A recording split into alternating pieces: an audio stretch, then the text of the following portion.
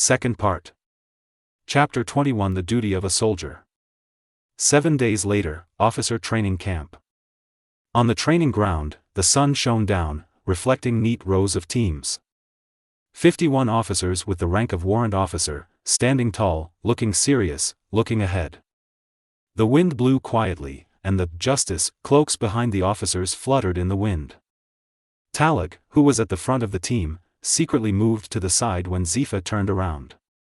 Tina's face was gloomy, and she followed his little movements and moved closer to him.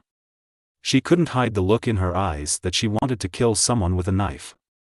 "Sister, you have been following me for several days. Are you done with it?" Tyraj lowered his voice as much as possible, muttering in a low voice without tears. "Tina is very angry. I asked the doctor. During the days when I was recuperating, you were the only one who came to my room. Tina is not clean anymore. I will kill you." Because it was during training, Tina's long pink hair was tied up into a ponytail and hung behind her head. Wearing a pair of purple sunglasses on the top of his forehead, he looks particularly energetic. Combined with her tone, her conceited character is more highlighted than her previous temperament. Ahem. Tyraj was so shocked that he coughed repeatedly.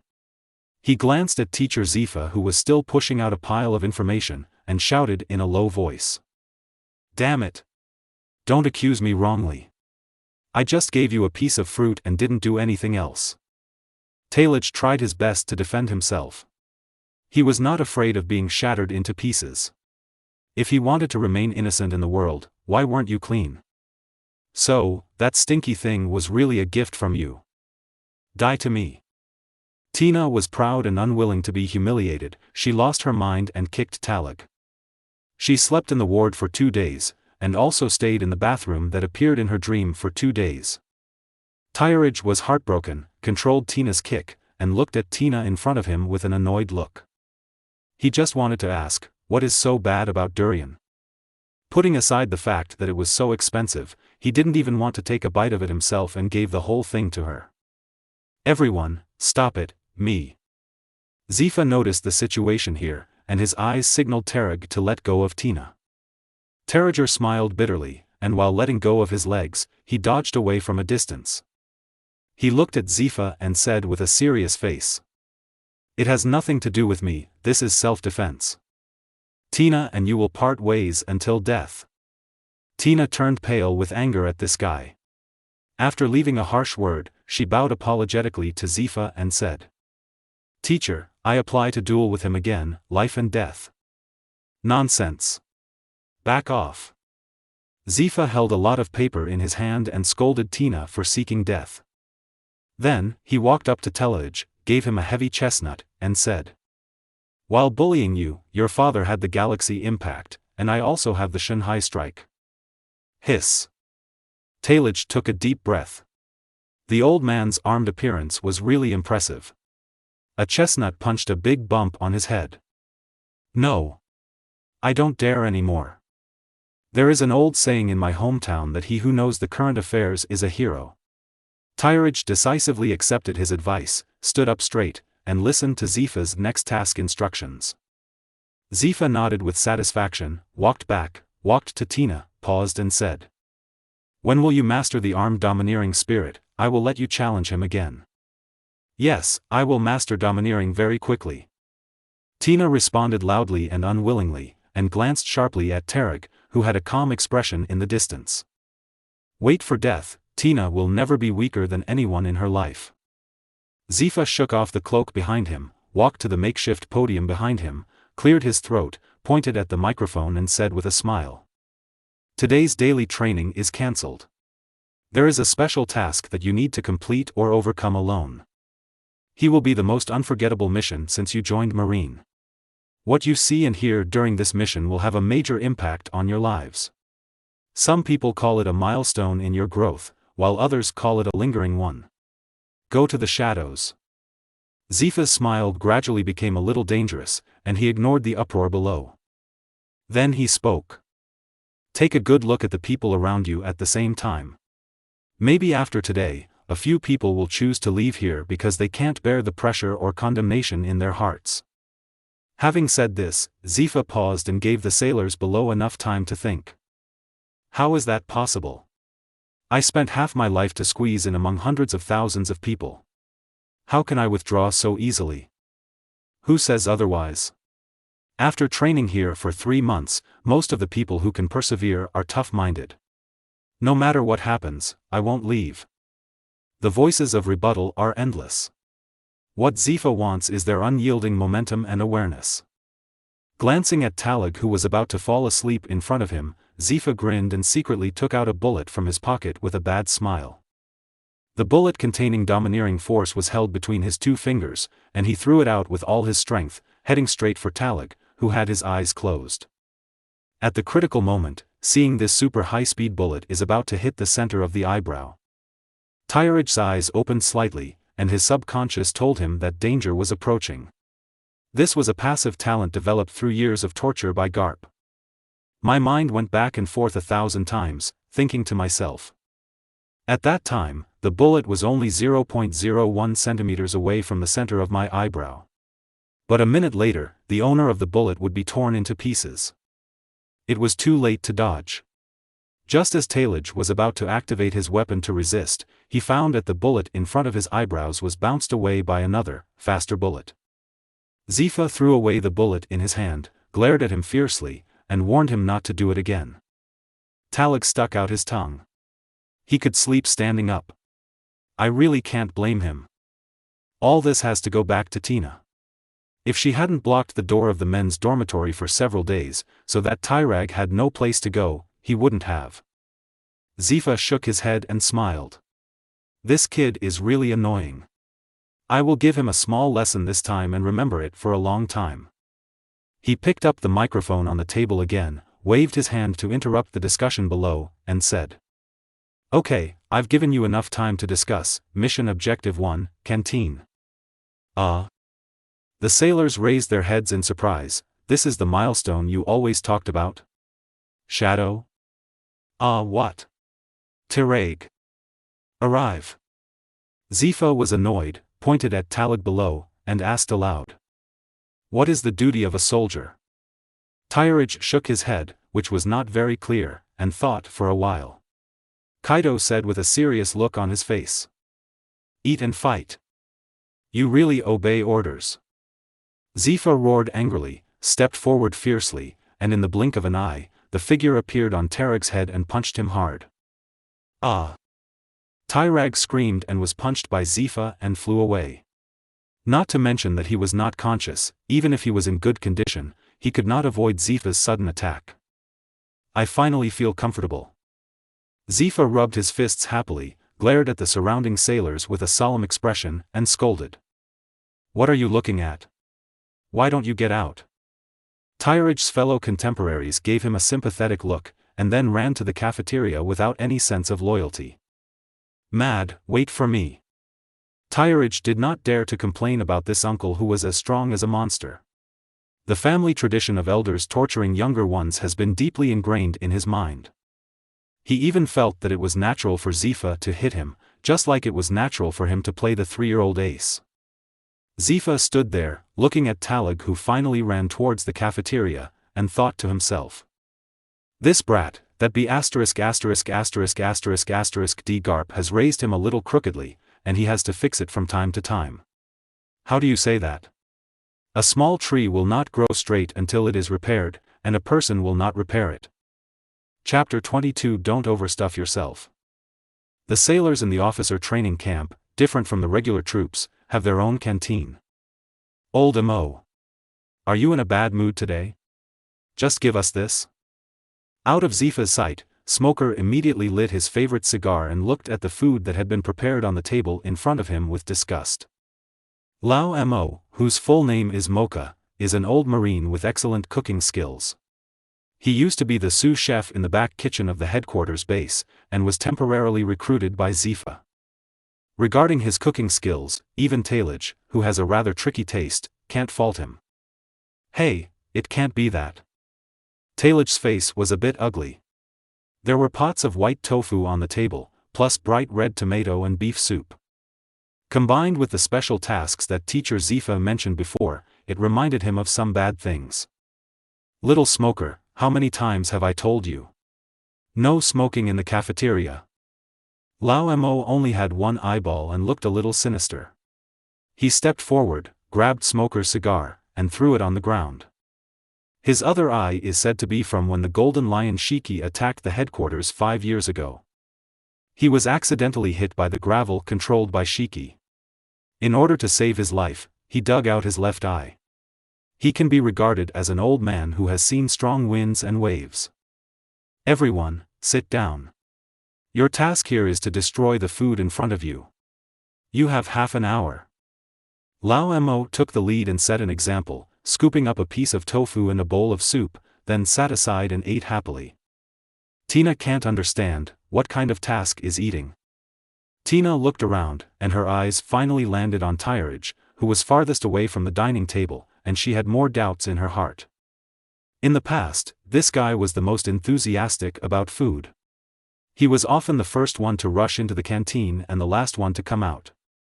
She had just tasted these 2 dishes made by Lao Mo, and they were surprisingly delicious. She really couldn't figure out why Talig, who was so passionate about food, was so uninterested. Tina walked over carrying a plate of tofu and a bowl of tomato soup with questions. Tina is very disappointed. As my opponent, she is afraid of mere food. Tina sat opposite Tyrage and glanced at Tyrage with a disdainful look on her face turning pale. She hummed softly and continued to taste Lao Mo's cooking. Not to mention, compared with the big fish and meat in the past, these 2 light dishes were more in line with her taste. Don't overeat. Looking at Tina, who was looking at the large clouds, Tyrage reminded her in a serious tone. Tina rolled her eyes at him and said unhappily. Tina's training is very hard, and her body needs these energy supplements. Unlike someone else, what she eats is not proportional to the amount of training. Tyrage grinned. He really couldn't refute this. He was only 15 years old. Today's body has reached the limit of its growth. It is difficult to continue to make breakthroughs on this basis. Zifa also knew about his situation, so he did not force him to participate in daily training, but taught him a set of techniques to temper his domineering power. This method is not easier than daily training, but more difficult. This is why he supplements a lot of food to provide energy for his body. Yoshi, if you want to eat, eat more, and I'll get you another bowl. Tyrage whistled and stood up. He had reminded her anyway, but if she didn't listen, forget it. He would never eat it anyway. Tina can do it herself. Tina rejected Tyrage's kindness, and looking at his deflated expression, the humiliation caused by Tyrage was reduced a lot. It is now noon, not to mention that they are undergoing high-intensity training every day. They are all growing up, and they eat a lot and get hungry quickly, so except for Talig, everyone concentrates on eating the food in front of them. The food for 100 people prepared by Mocha also had a lot left because Tai Lag was not started. Why don't you eat? Don't use the excuse of poor appetite. No matter how much you think about it, this word will never appear on you. Lao Mo wiped the corner of his mouth, and with his only remaining eyeball, he glanced at Tarig next to him unhappily. It was because of his arrival that Mocha's workload was doubled. Recalling the first time Talig entered the canteen, he wiped out all the food for 60 people carefully prepared by Mocha in just 10 minutes. So much so that all the trainees in the officer training camp, except Ella who was still in the medical department, hated him. I'm not hungry. Tyrage rolled his eyes and smiled bitterly. Mocha frowned, wasting food was not allowed, and said threateningly. The rest of the food is prepared for you alone. If you don't eat it, don't come to the canteen in the future. I won't make your share. A bloody scene appeared in his mind. Tyrage looked at the one-eyed dragon in front of him seriously and said word by word. I won't eat even if I die. All kinds of unconventional feelings of disobedience further confirmed Telage's guess that these tofu and tomatoes would never be with him in this life. As for not doing his share, it's not a big problem. Telage, who has visited the canteen many times in the middle of the night, has already kept the location of the food storage room in his mind. Anyway, if you have cooking skills, you can do it yourself and have enough food and clothing. Mocha looked at Telage with deep eyes and did not continue to persuade. This kid seems to know something, so he won't feel too uncomfortable after the mission. Half an hour was up. Regardless of whether they finished eating or not, everyone stopped using their chopsticks, stood in line, lined up one by one, and walked out of the canteen. Hiccup. Smoker burped. He had previously shown disdain for tofu and tomatoes, but he had already succumbed to the law of true fragrance. Not bad, I can do more of this kind of stuff in the future.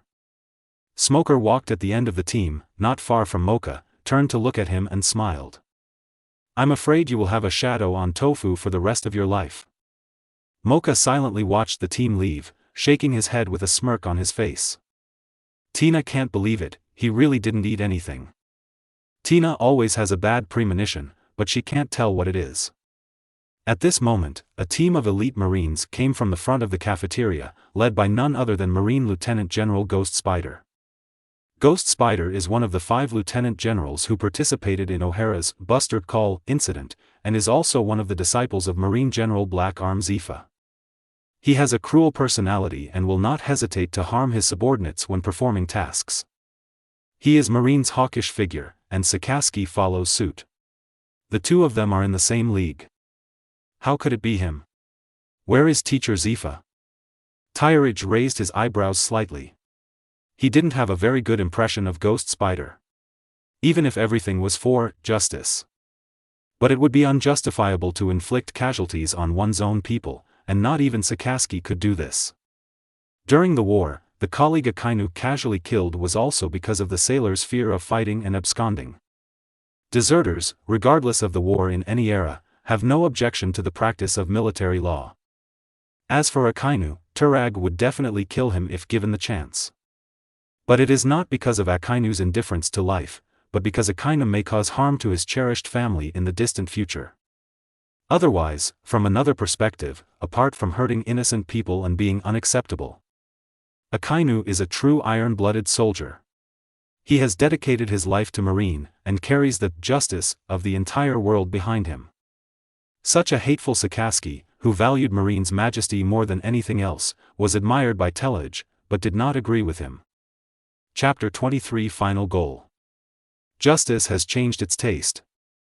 Looking at the Ghost Spider approaching slowly, Tyridge sighed secretly. That sentence. Because a moment of hesitation led to the murderer's escape, how do you face the future? Marine's dark side is revealed. Marine's justice must be absolute. However, justice has changed. Gather. The Ghost Spider wears a helmet engraved with a 2-headed dragon pattern, carries a katana without a sheath on its shoulder, and holds a cigarette in its mouth. He is the person in charge of this special mission, but because of Zephyr's own no-killing philosophy, he is not suitable for the next mission. As he walked closer, the Ghost Spider looked back and forth at the group of young buds in front of him. He said with a serious face, "All of you. Mission 2, target, Dock Number 3, I want to see you in 5 minutes." The location of Dock Number 3 is located in the internal port of the officer training camp. After giving the order, Ghost Spider did not explain any more and led the team away first, leaving behind a group of sailors messy in the wind. Is this the Lieutenant General of our headquarters? He has such a strong aura. I will become such a person in the future. Smoker patted his chest, and his whole body was on fire. Who could not love this invisible pretense? If you become that kind of person, I will kill you. Talage walked past him, leaving a cold word and ran towards the port alone. Lousy, kill you first. Being ridiculed by Tyridge, Smoker became emotional and roared to fight for his life. Tina doesn't think you can beat him, so don't ask for trouble. Tina grabbed the impulsive Smoker, her eyes filled with anger. They are all colleagues. What Tyridge said was a bit too much. She was also a little unhappy, but she couldn't beat him. Don't waste time, there will always be a chance when we become stronger. After Tina finished speaking, she followed the team and ran out, leaving Smoker alone, who was still angry. Dock Number 3. Tyridge was the first to arrive. He had no intention of getting involved with the Ghost Spider. He casually found a place and ate compressed biscuits in silence.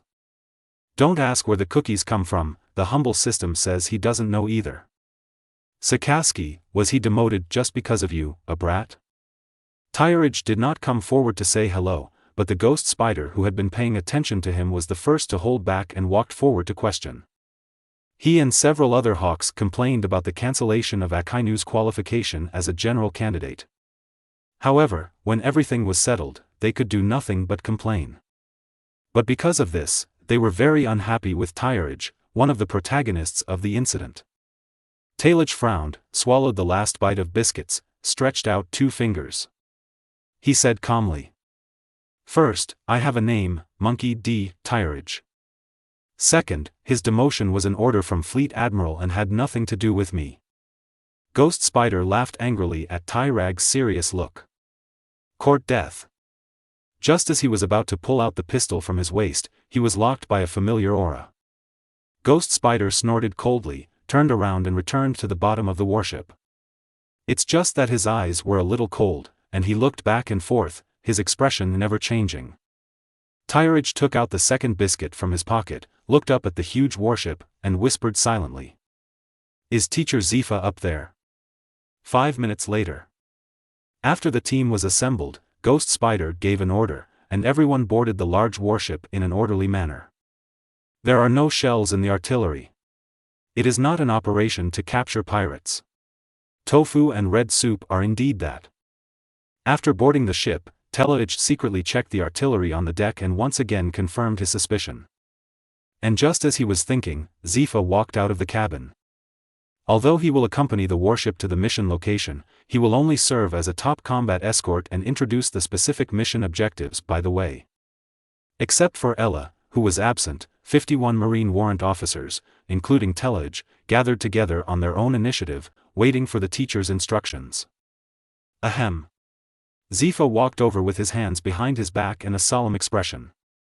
In fact, he was opposed to this mission, but Sengoku and Kong Fleet Admiral agreed that let these officers feel the passage of life as soon as possible. After the bloody baptism, they will grow tougher and forge their indestructible will. Zifa looked at the group in front of him, the cornerstone of Marine's future, and said with a look of regret. After many selections and 3 months of hard work, there is no need to question. You are all outstanding Marine soldiers. Before they could be happy, Zifa continued with an angry expression. But it's still far from my standards. This is your tragedy, because you have to lose the honor of being my students. This sentence completely dissatisfied the more than 50 talented naval officers in front of him, and Smoker took a step forward. He said with an unconvinced look. Report. Speak. I'm not convinced. If none of us can meet your standards, teacher, then I would like to ask how far we must go to meet your standards. Facing Smoker's dissatisfaction, instead of being angry, Zifa laughed. Immediately afterwards, Zifa's expression changed, and he looked at the angry-looking officers in front of him mockingly. Pointing at Smoker's nose, he said. Who among you has actually fought against pirates? Who has actually killed someone? Zifa's words made all Marines stop talking and fell into deep thought. This group of people is generally 15 or 16 years old, and Smoker is already the largest group. Although we are in a chaotic era, there are only a few who have killed people or faced off against pirates. Zifa closed his eyes in pain. These words were what Fleet Admiral ordered him to say to these newcomers.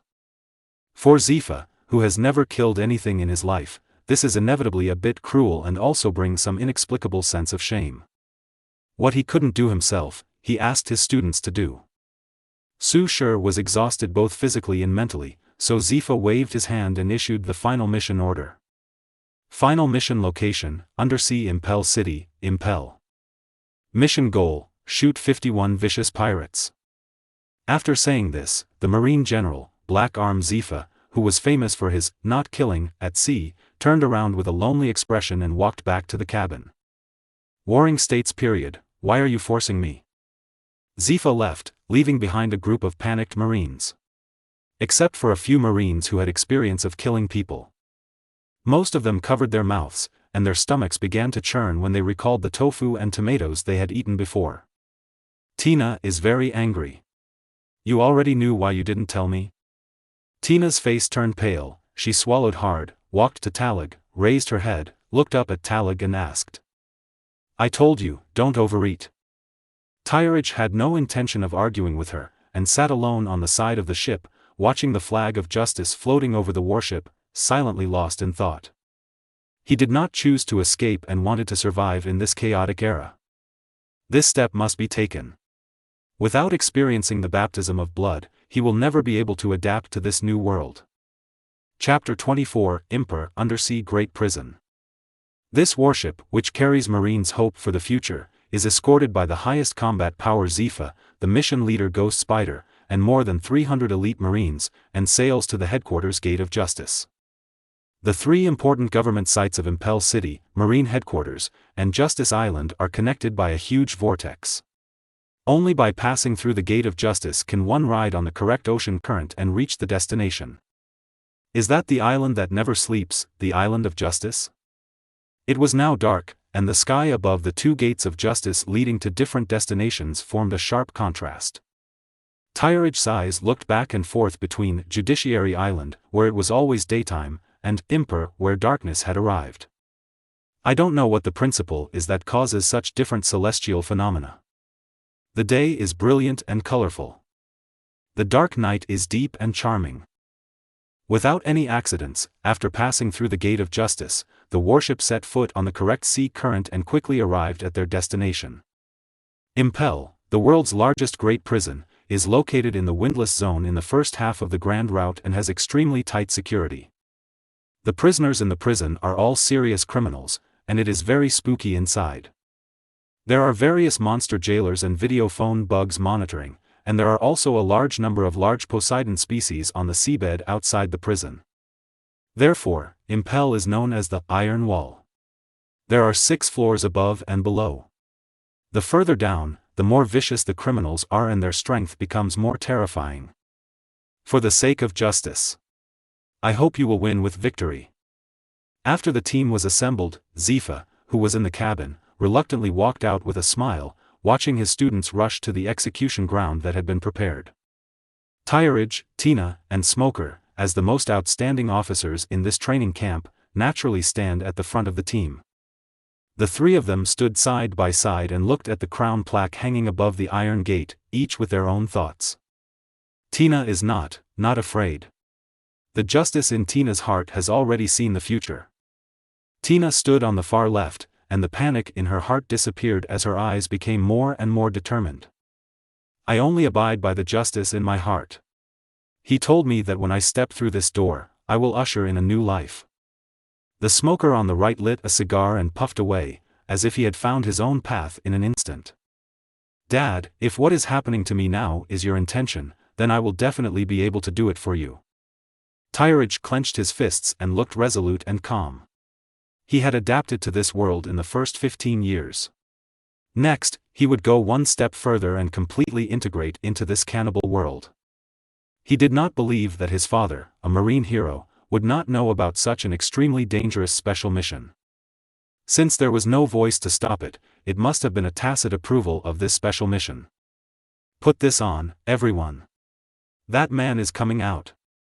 Ghost Spider took out a gas mask, put it on his face first, and stood aside with his hands behind his back.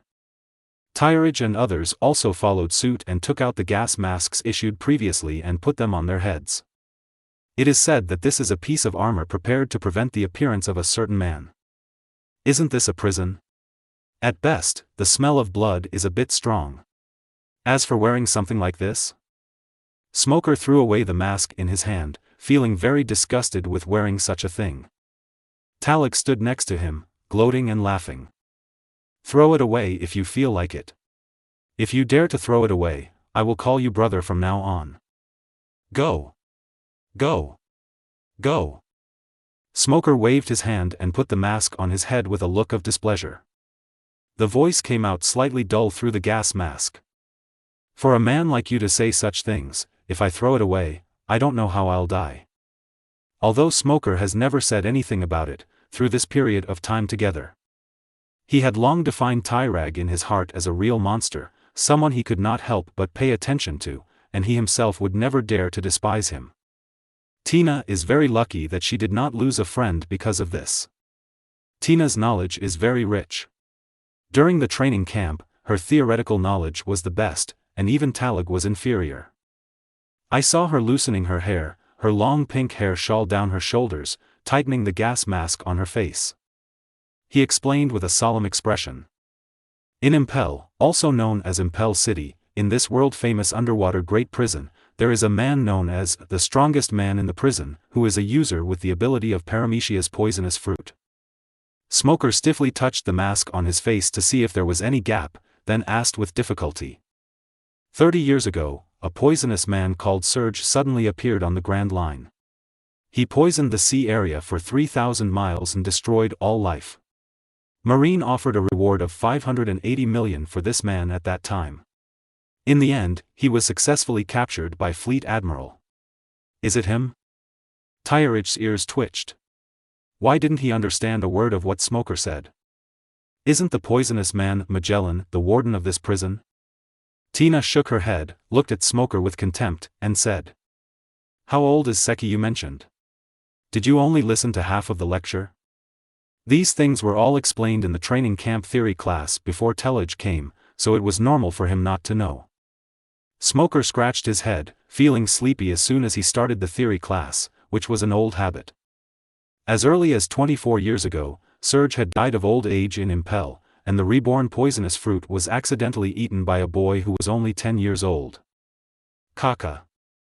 Tyrich was listening intently, but at this moment, the iron door in front of them was opened from the inside.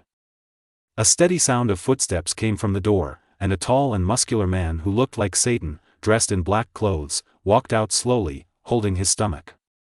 I really want a dark closed space. If possible, it would be best to close the mind as well. Magellan's face turned pale. When did this kind of life of spending 10 hours in the toilet 24 hours a day end? Why so slow? We are in a hurry, Warden Magellan.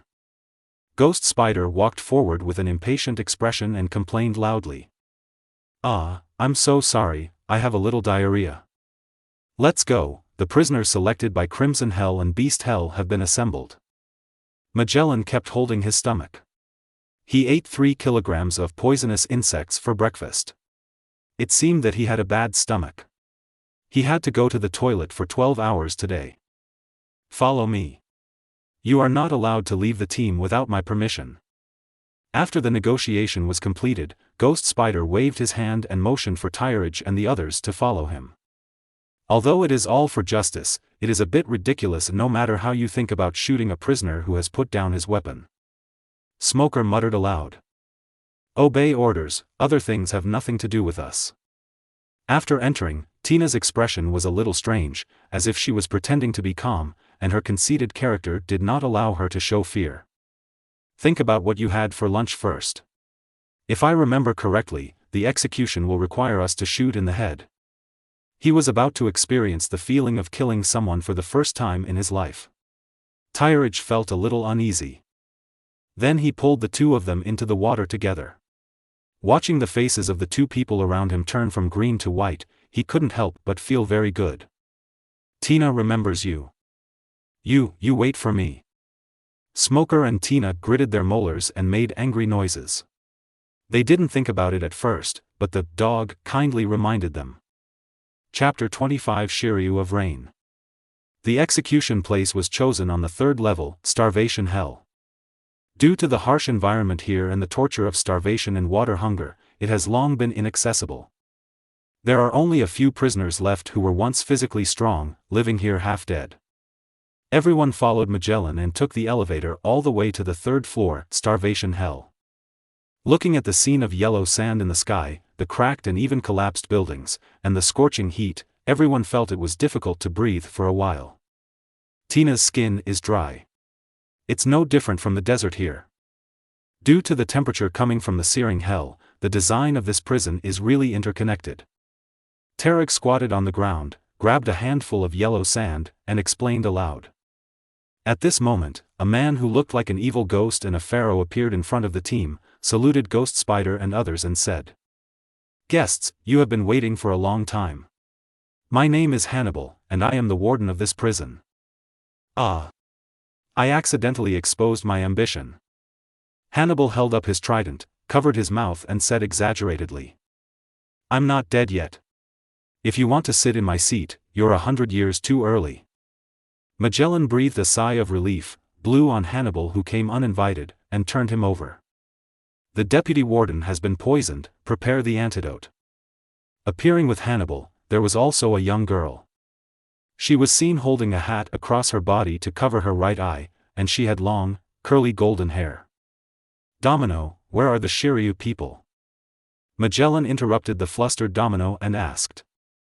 Shiryu of Rain, the warden of Deep Sea Great Prison, is his old partner, and the prisoners selected this time were selected by him. Hearing this, Domino looked a little flustered and looked at the desert city in the distance without hesitating to speak. Master Warden, Master Shiryu seems to be executing prisoners. This be ******** D. Magellan's expression changed. Did that guy commit the cruelty and murderous habit again? Ghost Spider had a gloomy face from beginning to end. His time was very precious and could not be wasted on irrelevant things. Warden Magellan, what happened? Don't continue to waste my time here. If it hadn't been for the Warring States General's personal order, he wouldn't have come here to see these scum that had long been eliminated by the sea. He himself even believed that it didn't matter whether the prison existed or not. Wouldn't it be better if the captured prisoners were executed directly? After being urged one after another, Magellan's face looked very ugly. Without any explanation, he dodged and rushed directly into the desert city. Shiryu, I tolerate your previous bloodlust for fun, but I will never allow you to do whatever you want during the mission assigned by this headquarters. Magellan made a decision in his mind.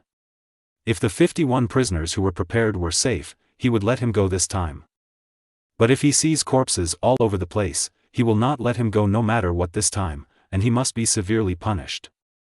Desert City, temporary execution ground. Master Shiryu. No, these prisoners are the ones wanted by the headquarters. You can't. There was a whimper before death, and the jailer who kindly reminded him had his throat sealed with a sword by Shiryu. Shiryu is over 3 meters tall and muscular, holding a cigar in his mouth, wearing the uniform of a warden, with a white coat draped behind him. He leaned down, placed the famous sword Leiyu, which was not stained with any blood, on the clothes of the fallen jailer, and wiped it repeatedly. It's not your turn to teach me how to do things. Shiryu. Magellan, who was belatedly arriving, roared angrily and glanced at the corpses on the ground, his face gloomy. He just killed the prisoners. He didn't expect that the crazy Shiryu would kill their colleagues as well. I won't let you do anything this time. I officially sentence you to be a heinous death row prisoner, suspended for 3 years, and imprisoned on the 6th floor, eternal hell. Shiryu put Leiyu into the scabbard, spread her hands in confusion, and said in a relaxed tone. Isn't that true? There are as many of these people as there are. If I accidentally kill a few of them, it's not a big deal. Shiryu kicked the dead jailer in front of him without any remorse. He even felt that the killing was not enough, and looked at Magellan with a look that was ready to move. Surround me. Ghost Spider led a team to come and looked at the corpses on the ground, plus the corpses of the jailers from the same camp, and immediately understood the situation here. Although he did not bring his men in, it was enough for him and Magellan to arrest Shiryu among the more than 50 temporary officers. Dangerous smell. Talage raised his eyebrows slightly.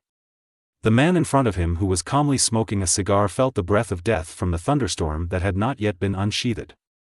I am armed and domineering, so I am not afraid of being killed by this guy in one blow, but... Looking to the side, he couldn't wait to step forward to arrest Shiryu's smoker and Tina. It's hard to say these two.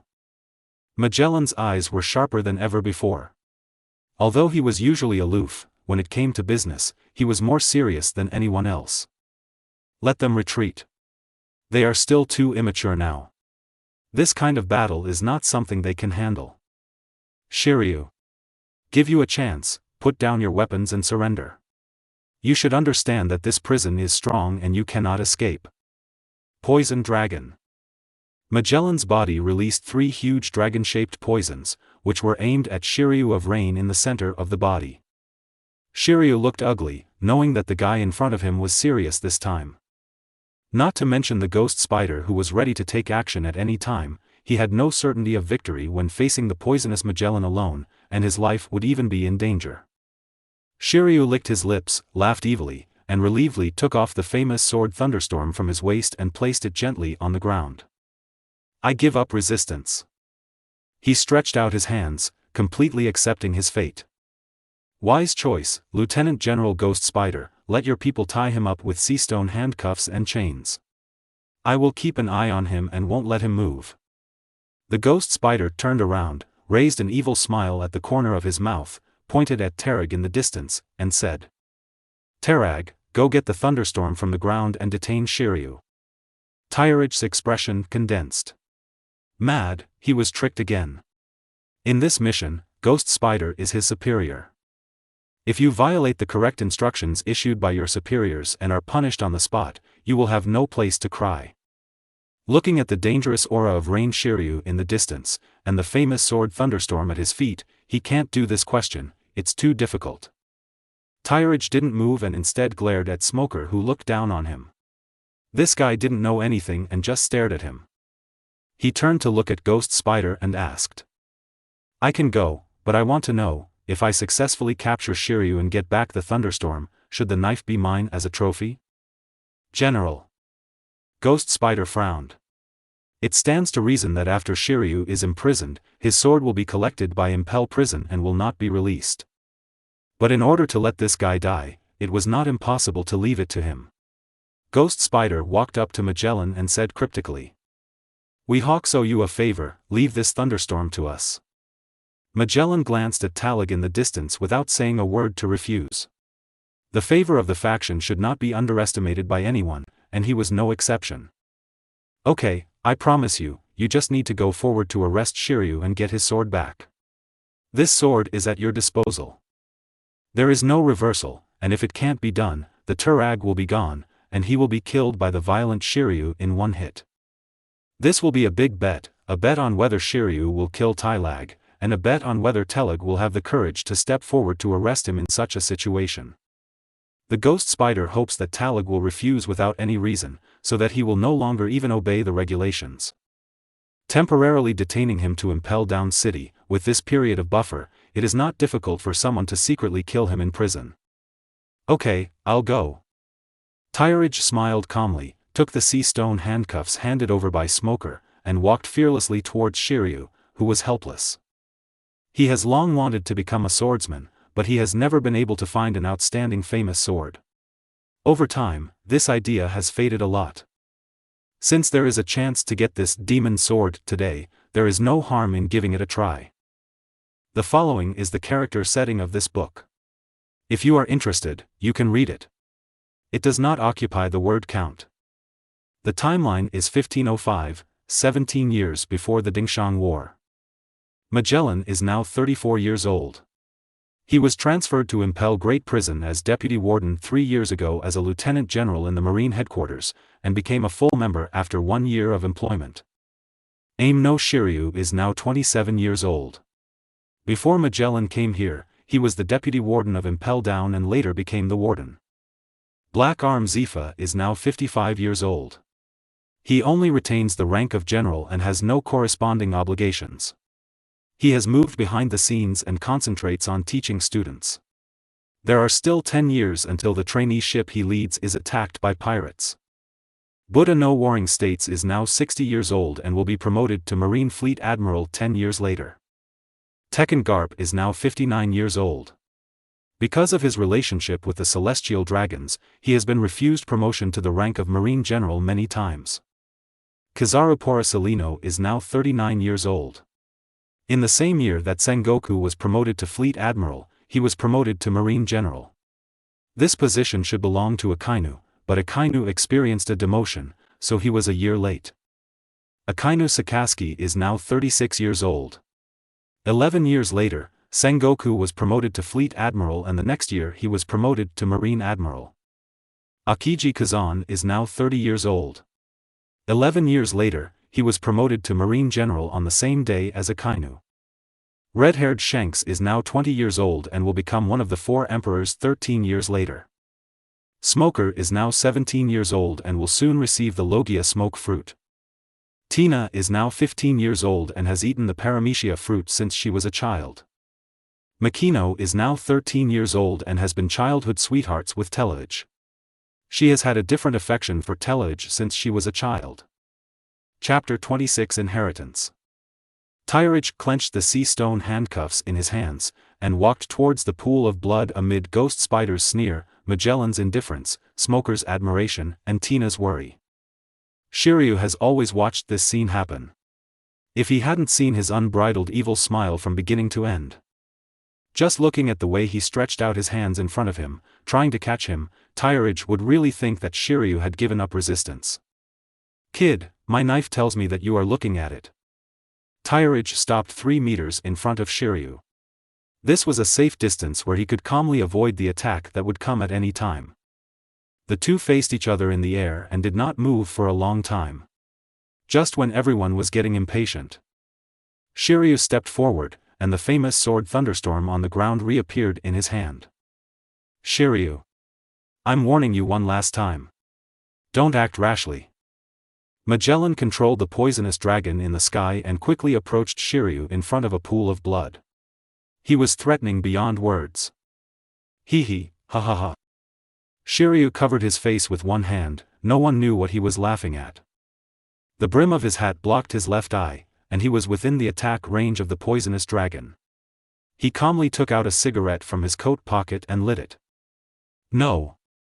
I won't do anything." Shiryu ignored the threat in the air, stepped over the body of the jailer in front of him with a calm expression, and walked towards Talag. "Yes. That's right, that's it, kill him. I will definitely not stop him." Ghost Spider's eyes lit up when he saw this situation, and he gave Magellan a vague look, asking him not to stop Shiryu's movements. Shiryu pulled Lei Yu out of the scabbard with a doting look on his face, and the blood-red sword light reflected on their faces. "You don't even have the courage to get close to me. Want to ride a thunderstorm? You're not qualified." A wisp of smoke blew on Tyrage's face, and Tyrage frowned slightly. Sure enough, he still didn't like the smell of tobacco. "If you don't try it, who knows?" Tyrage looked calm. It wasn't that he didn't dare to get close to Shiryu, but he didn't want to get close to the body behind him. Dad sank a pirate ship and stained the sea with blood. He didn't care because he was out of sight and out of mind. But Shiryu's feat, including the dozens of bloody corpses behind him, all impacted Tyrage's eyes and mind. The blood flowing from the corpse dissolves in the yellow sand and in the air under the scorching heat of starvation hell. The disgusting smell of blood assaulted his nostrils. Talage frowned, suppressed the urge to vomit, and took a step back. Shiryu saw the timidity deep in his heart, and the evil smile on his face became even bigger, and he couldn't help laughing out loud. "Ha ha ha. That's it, no. It should be like that. Ha ha ha." The heart-rending laughter scattered in the yellow sand in the sky and could not stop for a long time. After laughing, Shiryu glanced at the poisonous dragon in the sky and the excited expression of the Ghost Spider in the distance, and held the sheathed thunderstorm in the air with one hand. "He's yours." No one expected this scene, including Talage himself. He could not be said to be familiar with Shiryu, but he still knew something about it.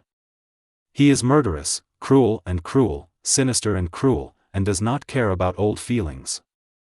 No matter how he thought about it, Shiryu, who regarded Thunderstorm as his own life, would not hand him over to outsiders. Talage's throat twitched slightly. After such a long time, he had become familiar with the diffuse smell of blood. He looked at the man with an evil smile in front of him. He asked with a hoarse voice. "Why? A man like you shouldn't be arrested just because of a potential threat, let alone." Talage did not hesitate, raised his right hand, and grabbed the handed-over famous sword Thunderstorm. Shiryu didn't let go. He was caught up in the memories of the past, his eyes were blurred. He said obsessively. "The bloody night will eventually come. I am the inheritor, but I am also a victim. As soon as his voice changed, the evil smile appeared on his face again, and he looked teasingly at the newborn calf in front of him. He said sarcastically, "Who said I gave it to you? I just asked you to keep it for me for a while." "By you? You're not worthy enough to control it." No one knew that Shiryu, who was still in awe of life many years ago, would become the murderous person he is now, all thanks to this demon sword. Shiryu let go of Lei, and his mind was once again immersed in memories. How similar, the bloody scene. When I saw blood and corpses for the first time, I took over the demon knife from the bloody old man. Many years later, I also turned into the old man's appearance. So, the meaning of inheritance is to pass on the sword, or to pass on the thought in the sword alone. Shiryu can't figure it out. It's been more than 10 years and he still hasn't thought it through. He raised his head and looked at the poisonous dragon that was about to lose its hold, and the ghost spider with a gloomy face in the distance who had already drawn his knife. With these potential threats, plus being in the world's largest great prison, if he couldn't see any hope of escape, he would not give up any struggle. "Come on. You can arrest me, kid." Shiryu stretched out his hands with an evil smile on his face, signaling to the sluggish Terago in front of him that he could take action. "My era has not yet come, and it has ended so hastily. It is really inexplicably unpleasant." Tirage pinned Lei to his waist and shook his head. He didn't understand all this for the time being, but it didn't stop him from continuing to capture Shiryu, the rein in front of him. With a firm expression and an unprecedented seriousness, he faced Shiryu and said, "I have written down the love of passing on the sword. If you are lucky enough to survive this time, I will take action for you once in the future without touching my bottom line." After saying that, regardless of whether Shiryu believed it or not, the handcuffs in Talag's hand were thrown out and fastened on Shiryu's wrist, who gave up resistance without any deviation. In this regard, the warden of the notorious Imper Great Prison has temporarily come to an end before the historical stage has officially opened. How can it be repaired? Ghost Spider cursed secretly with a look of displeasure on his face. This time he was in trouble with his grandma's family. Not only was he owed a favor, but the target was not killed yet.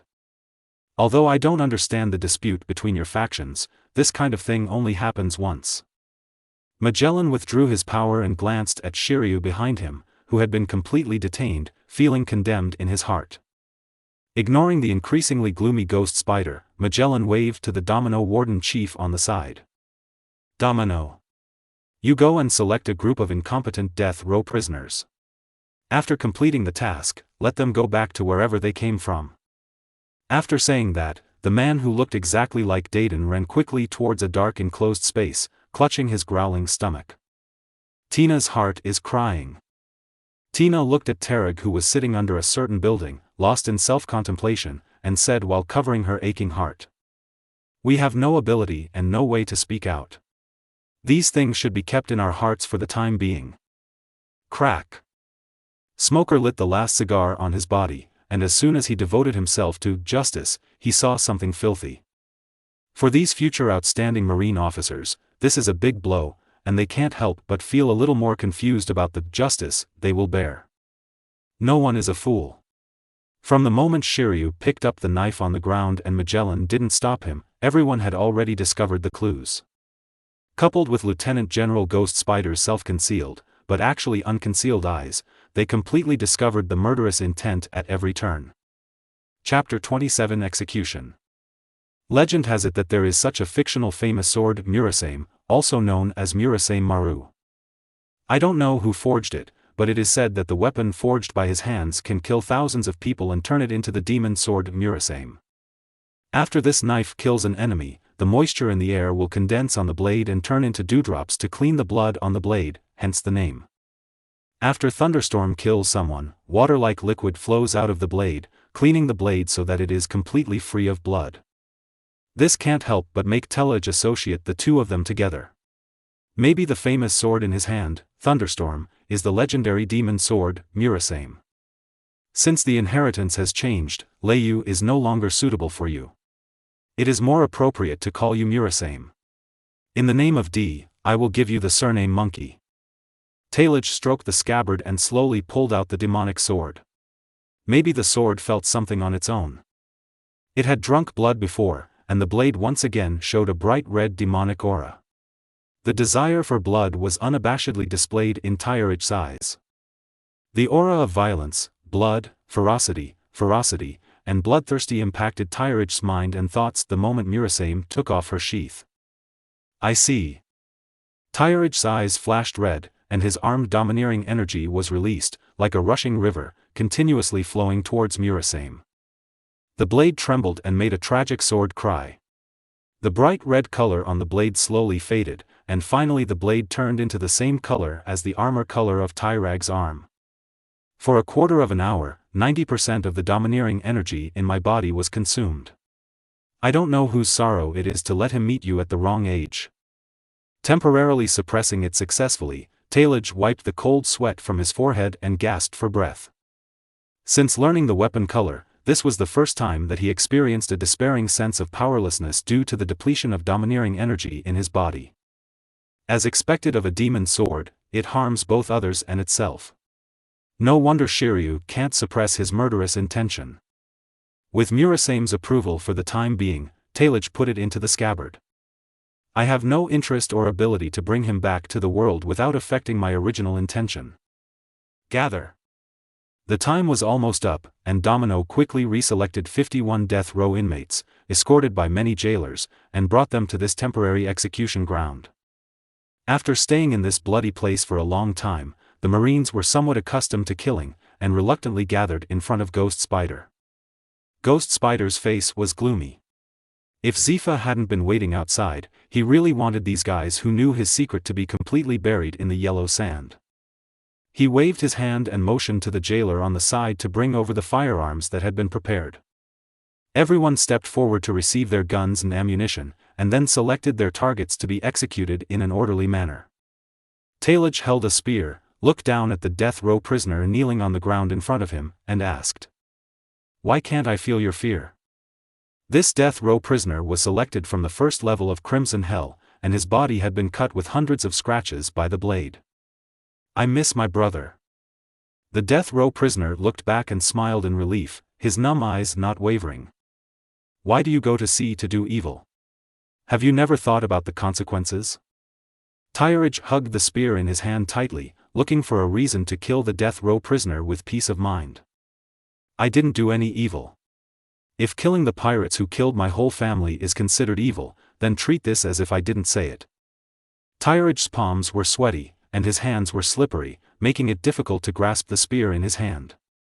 He took out the form handed over by the jailer on the side, which contained all the information about the prisoner's life.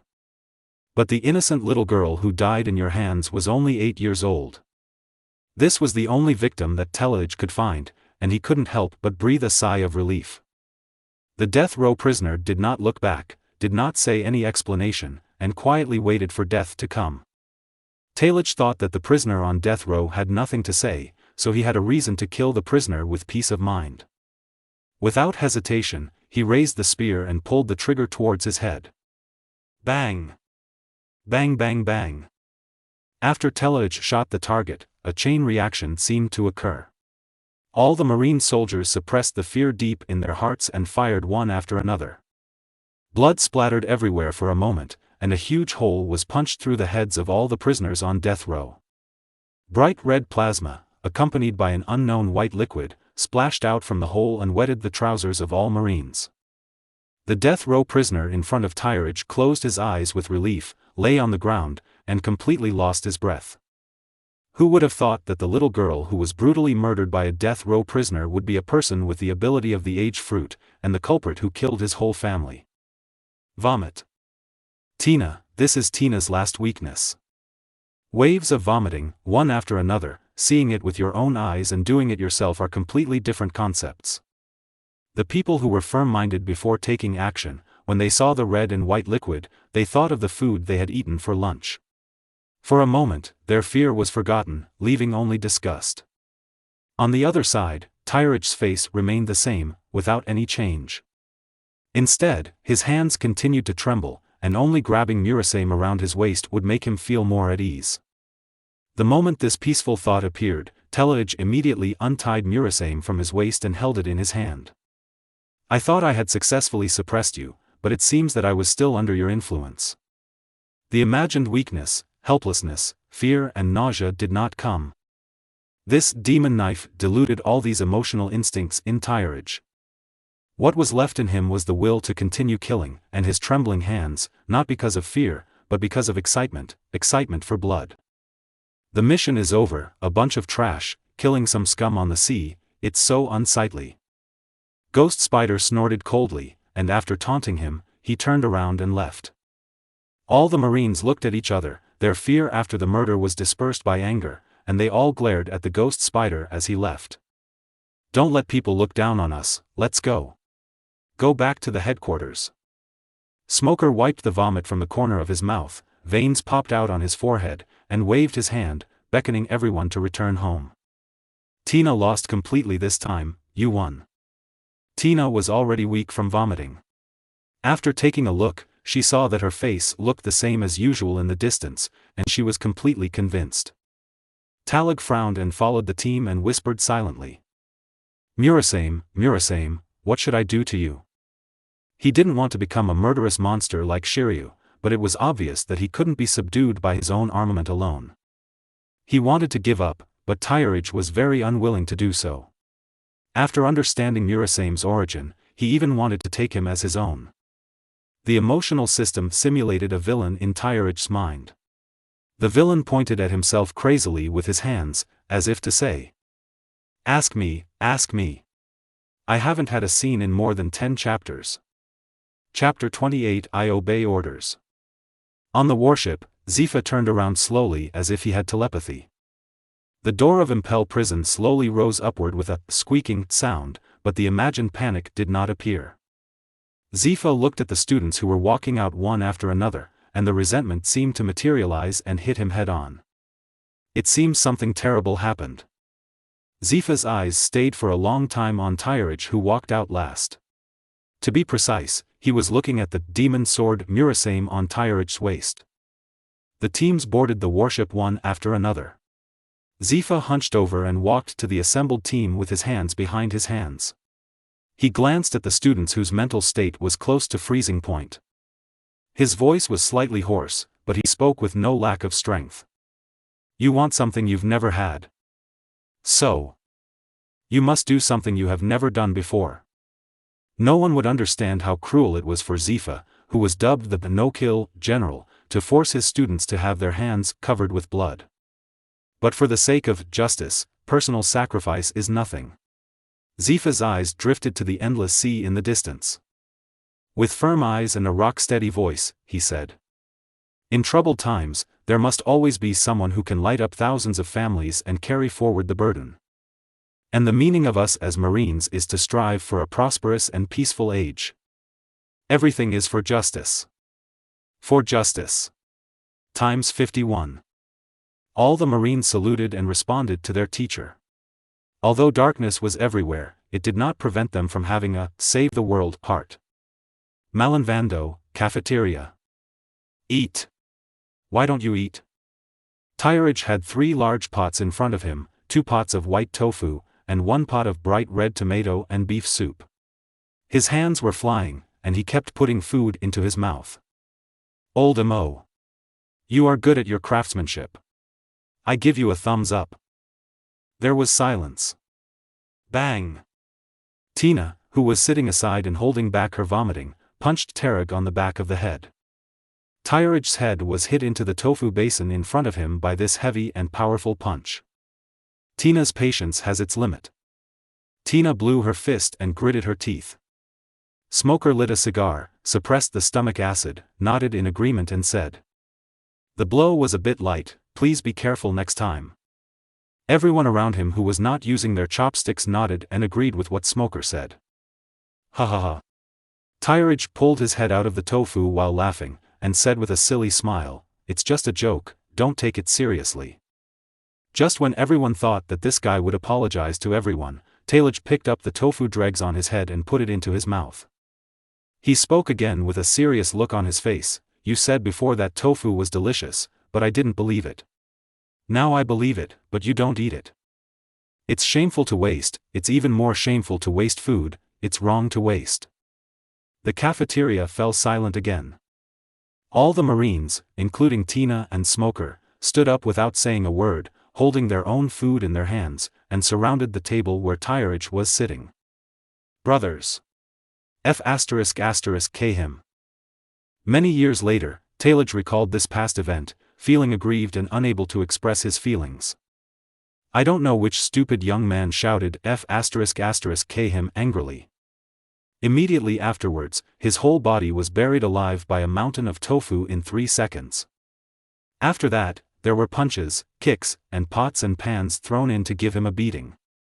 3 months later, 1 month before the garden party. In half a year, you have basically mastered what I taught you.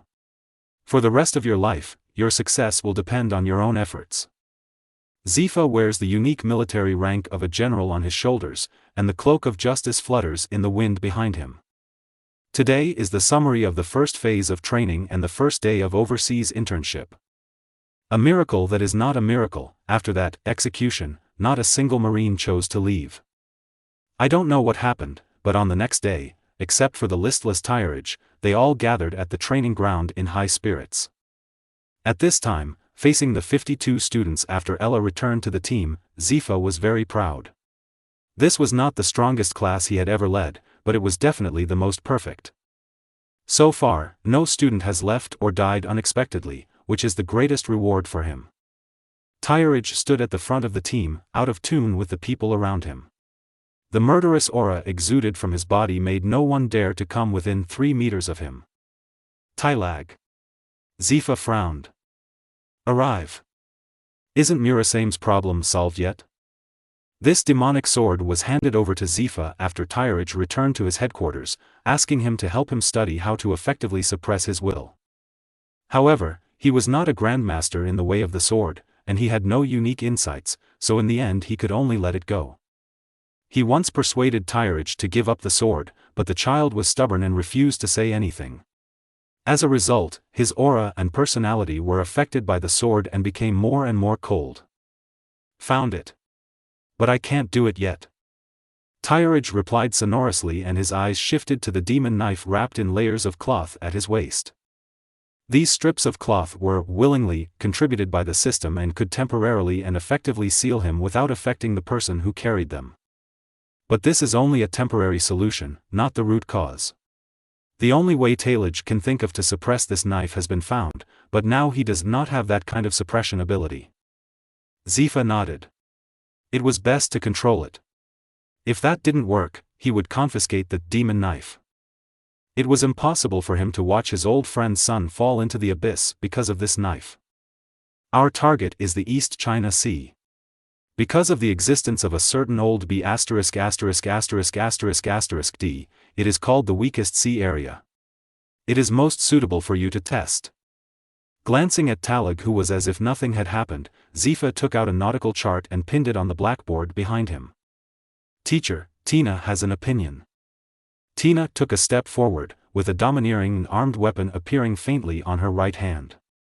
After training for a period of time, it can be used normally. My lesson is to speak freely. Zifa waved his hand and asked Tina to continue. Educating the strong does not mean suppressing them blindly, but liberating their nature. In this regard, Zifa himself has done an excellent job and can be regarded as a model of teaching without discrimination. Tina looked at Tyrage in front of her with strange eyes and said, After investigation by the Information Department, Lieutenant General Garp has often wandered in this sea area since 15 years ago. In the past 2 years, pirates in the East China Sea have become rare. This situation continues until this year. According to another survey and statistics a month ago, the average bounty in the East China Sea is less than 3 million. Tina has obviously done her homework in this area, and she is so open-mouthed about this information. She looked at her teacher Zifa seriously and said, As the future of Marine, Tina doesn't think we can get effective training there. After saying that, Tina took a step back and returned to the team, ignoring the attentive Marine colleagues around her. He turned a blind eye to their thumbs up, raised his head proudly, and never took his eyes away from Tyrage. On the other hand, Tyridge didn't make any movements from beginning to end, standing straight in a military posture. Zifa's eyes under his sunglasses raised slightly, walked up to him, patted Tyridge on the shoulder and asked, "Don't you want to know why I chose the East China Sea as the location?" "I shouldn't know." Tyridge looked forward and said calmly. "Pretending to be strong?" Zifa lifted his sunglasses with his fingers and smiled playfully. "Report." "I obey orders." Zifa raised an evil smile at the corner of his mouth, turned to look at Tina, who had lowered her head, and asked angrily, "Did you hear that? He said he obeyed orders." "I heard it." Tina was wrong. Tina clenched her fists, feeling unwilling and ashamed, filling her heart. Chapter 29 The City of Beginning and Ending. The sea wind roared like a lion, setting off turbulent waves. The waves violently slapped the hull of the ship, making a deafening sound. Smoker found Talag with a worried expression. He followed his example and placed his hands on the side of the ship, looking at the rolling white dragon below. Sighed. "The wind and waves are too strong and it's no longer suitable for navigation. I don't know if I can still encounter pirates." No wonder he was so worried. The crumbling warship seemed to be swept away by big waves at any time, causing the ship to be destroyed and everyone killed. Tarig stood facing the east. The fierce wind reminded him of his elder brother Dolag. A smile appeared at the corner of his mouth and he said, "Have you ever heard a word?" "What?" Smoker handed over a cigar, but Tyridge shook his head and refused. Tyridge grinned with bared teeth, grabbed the air with one hand, and said boldly, "The bigger the storm, the more expensive the fish. This is the first time I've seen this kind of crazy weather. But precisely because of this, those pirates will stay on nearby islands. Now that we are there, they won't even have a chance to escape." Upon hearing this, Smoker's eyes lit up, half of the cigar was taken away by the wind and he threw it into the sea, turned around and ran toward Zifa's cabin. "I was complaining to Talag in my heart. I had such a good idea but didn't say it out earlier." Everyone was suffering from swaying on the boat, and several guys were already showing signs of seasickness. Soon, Smoker walked out of Zifa's cabin, found the navigator with excitement on his face, and pointed out the direction. "The place they are going to is the most famous and currently the most chaotic place in the East China Sea. Rog Town, known as the town of the beginning and the end. 5 years ago, the execution that started the Great Pirate Era was carried out here. It was also Smoker's hometown. Witnessing that person's death with his own eyes established his belief in becoming an excellent marine. The port of Log Town has an archway with the font of Log Town engraved on the triangle. There are various shops on the surrounding streets. There is a porch in front of the shop. Due to the weather, there are no people around. 52 outstanding Marines led by Zifa, wearing raincoats, walked silently on this bustling street. Didn't your mother-in-law say that there are pirates everywhere here?" Smoker's lighter kept clicking, but every time a spark appeared, it was extinguished by the wind and rain. Since the warship entered the port, let alone the pirates, they have not even seen a single person. Talig looked at this idiot, did not explain the reason to him, and said contemptuously, "You grew up in this town, but you don't even know there are 2 ports here?" Tina on the side couldn't stand it anymore. She pulled Smoker's green raincoat and said, "As your friend, Tina feels very embarrassed. Rog Town is divided into east and west ports. Generally, pirates who come here will dock their ships opposite us, which is the west port. That's the closest to the upside-down mountain, and it's also the only way for them to go to the Grand Line." Talag turned his head and looked at Smoker with contempt again. When he was young, he was really a typical fool who went out without thinking. A strong wind howled, led by Zifa, and everyone stopped in front of a tavern where he had been. "Roger, I haven't seen you for many years, I really miss you." Zifa looked at the plaque above the tavern with blurred eyes. It is not only Garp who regards Roger as his confidant, but also him and Sengoku. "If we don't catch pirates, what are we doing here? Teacher, do you want to drink?" Smoker looked at Tyridge mentally retarded. "Weren't you born in this city? Don't you know?" Their eyes met, and Tyridge saw many things from his wise eyes. Jia ha ha ha. At this moment, a burst of wild laughter came from inside the tavern and reached the ears of every marine. Almost at the same time, Zifa and Talag's emotions were released at the same time, and their faces became extremely ugly at the same time. Hurry and hide. There's a big guy inside. Zifa lifted the rain hat on his head, turned around and shouted loudly to everyone, waving his arms back and forth to indicate his current anxious heart. Why is that old lion on this island? Zifa nodded to Talag, who understood the situation, and motioned for him to take everyone to hide first. He looked solemnly at the old tavern ahead. Joel D. Roger.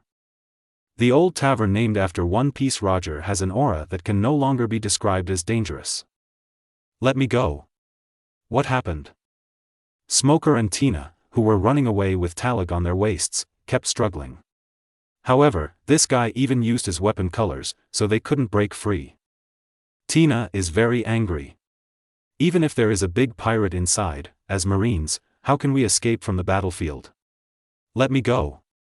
Tina cursed, but Tyrage remained unmoved. He turned his head to look at the team following him closely and shouted. Don't even look back. Ella, organize your team and return first. Looking behind him, he saw the teacher Zifa standing in the rain. He said with a solemn expression. That old guy is not something we can deal with now. If Smoker and Tina hadn't just made a gesture of rushing into the tavern, Talag wouldn't have restrained them so mercilessly. Let me go. Smoker roared. Then we should fight side by side with the teacher. You coward, has your justice been eaten by a dog? Ever since Tyrage said those words, Tina frowned, but she didn't show any movement. Only Smoker, who was stunned and green, was still struggling desperately. Wisps of white smoke flowed slowly from Smoker's body, but unfortunately, he was still tightly held in Tyrage's hand after the smoke turned into smoke. Tyrage put down Tina, punched Smoker on the back of the neck, knocking him out temporarily, and handed him to Tina with a solemn expression. I believe you have understood the seriousness of the matter. Take everyone away from this island. No matter what happens, don't come back. Tina is very angry, but I know what you said is right. Tina took the Smoker with a lonely expression. She is very smart and understands that the enemies that the General Zifa and this monster together can't deal with are not enemies that they can compete with now. Tina pointed at herself, with a look of disbelief on her face. I'll take everyone away. What about you? Tyrage took off his hoodie, purple light flowing in his eyes, turned around and looked back. Smiled and said. This idiot is right. As a Marine, how can I run away from the battlefield? I want to go back and help the teacher. That. Tyrage waved his hand to interrupt Tina. He understood what Tina was going to say next. Without a doubt he said. You can't. I have the ability to save my life in that guy's hands, but you don't. Seeing Tina's hesitation, Talag immediately took off his raincoat and exposed the badge on his shoulder. He saluted Tina solemnly and said in a commanding tone. It is the duty of a soldier to obey orders. I now hold the position of Lieutenant Junior grade in this headquarters and order Tina to ensign and lead our colleagues to retreat strategically and go as far as possible. Tina's arms holding Smoker kept shaking, wandering back and forth between justice and responsibility. Until the tavern at the back, a surge of energy burst into the sky, and dark red breath spurted out from within, sweeping everything around. Tina lowered her head so that no one could see her face, and raised her thin lips. Tina promises to complete the mission. I hope Tyrage Lieutenant Junior grade will win and triumph. After saying that, Tina grabbed her colleague who was stunned by the breath on the ground, and at an extremely fast speed, she caught up with the large army in front. We must come back alive. Tina held Smoker in her left hand and a colleague in her right hand. Her pretty face was wet, whether it was raindrops or something else. Chapter 30 A Surprise Appearance. Golden Lion. Conqueror's domineering force is raging, sweeping over like a violent storm. The surrounding buildings were crumbling under its powerful impact, and bricks and rubble were scattered one after another, as if the end was coming. Broken windows and collapsed walls, smoke and dust filled the air, and the streets were devastated. The originally bustling streets turned into ruins in an instant. Jia ha ha ha ha ha. Zifa, it's been a long time no see. Are you here to arrest me? Shiki has ground-length golden hair, like a lion's mane, and a rudder stuck deep in his head. Following the rhythmic footsteps of Tata, Shiki stepped on the two famous swords of Sakuragi and Kuju and walked out of the tavern. When Zifa saw and heard the color, he sensed that his students had already left on the warship, and he let go of all the worries in his heart. Old guy, you managed to escape from Impel prison by destroying your legs. Instead of hiding in a corner and licking the scars secretly, you still dare to appear in front of me. It seems that you want to go in again. Zifa looked ugly. The people in Rog Town were too dense. If we fought with this guy here, the casualties would be quite serious. Just looking at the conquerors released by this old guy, the surrounding streets are already overwhelmed and look like ruins. Jia ha ha ha. You're an old guy, but you can't catch lousy. It's better to just call Garp and Warring States together.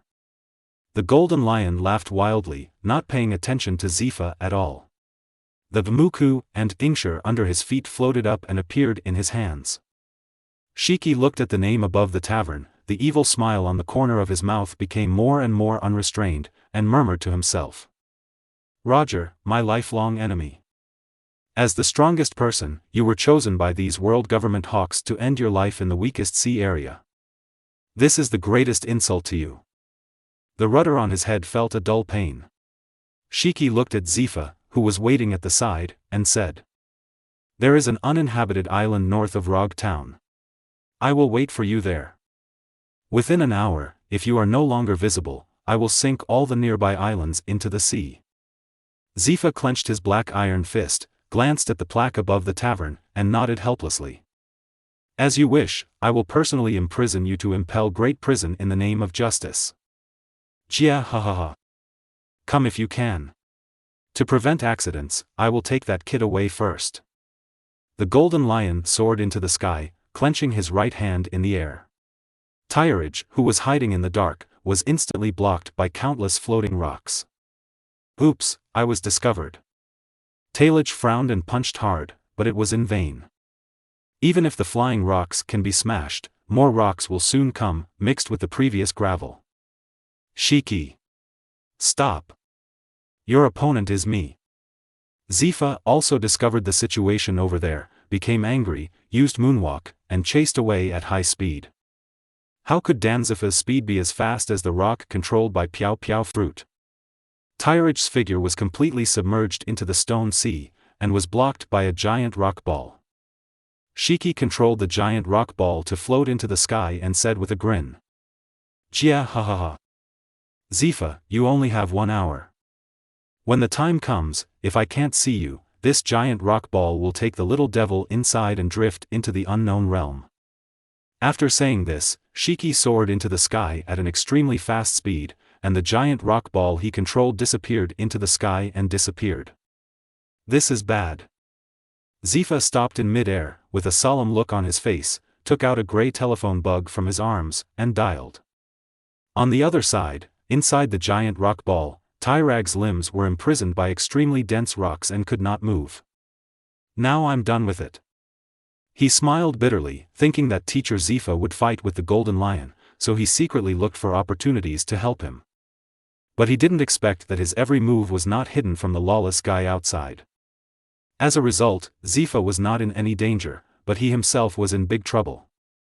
The gravity covering the body should be about 18 tons. I think this earthquake is not very big. Armed domineering energy condensed all over his body, and veins popped up on Tyrage's forehead. He used all his strength and began to struggle desperately. Crack! The rock was shattered inch by inch, as if it was about to burst from the inside. Good boy, no wonder you can withstand Laozi's conquerors. Shiki, who was sitting cross-legged on top of the rock, opened his eyes and showed an evil smile at the corner of his mouth. Clapping his palm down, he quickly controlled the boulder and flew towards his back garden, Vermio. He discovered this island after escaping from prison. There are many ferocious animals on the island. Calcal. Boss, have you brought back another test product? A mime-like clown figure, wearing a white coat and farting with a burst of puff, puff, puff sound, walked over from nearby. It's Indigo. He's not a test subject here. He's a marine brat with pretty good strength. Shiki waved his hand, and in an instant, countless rocks flew from a distance, wrapping the giant ball with cracks in several layers again. Shiki clapped his hands, laughed a few times, looked at the ship's doctor and combatants on his ship, and asked, "How is the progress of IQ's plant extraction?" He occupied this place just for a magical plant here. It can promote the evolution of animals, make animals grow in the direction of increasing combat effectiveness, and awaken special powers. The current experiment has only carried out the first phase, extracting samples from it, and has not yet conducted in vivo experiments on animals. Indigo waved his arms comically and tilted his head to look at his captain. The male labor force in the factory is somewhat insufficient, and extracting IQ is very cumbersome, so. At this point, Indigo stopped, with a trace of cold sweat on his forehead. He was afraid that his moody boss would light a sky lantern because his research did not go well.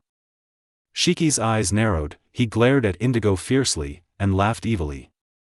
Jia ha ha ha. The male labor force on these islands is not enough. Aren't there still those young and strong women? Throw them into the factory together, and Laozi will see significant progress in the IQ experiment within 2 years. Indigo was waiting for the boss's words. If Shiki hadn't said that every plant and tree on these islands was decided by him. As a crazy researcher, Indigo has already extended his claws to those natives with white feathers. As you wish, my captain. Calcal. Jia ha ha ha.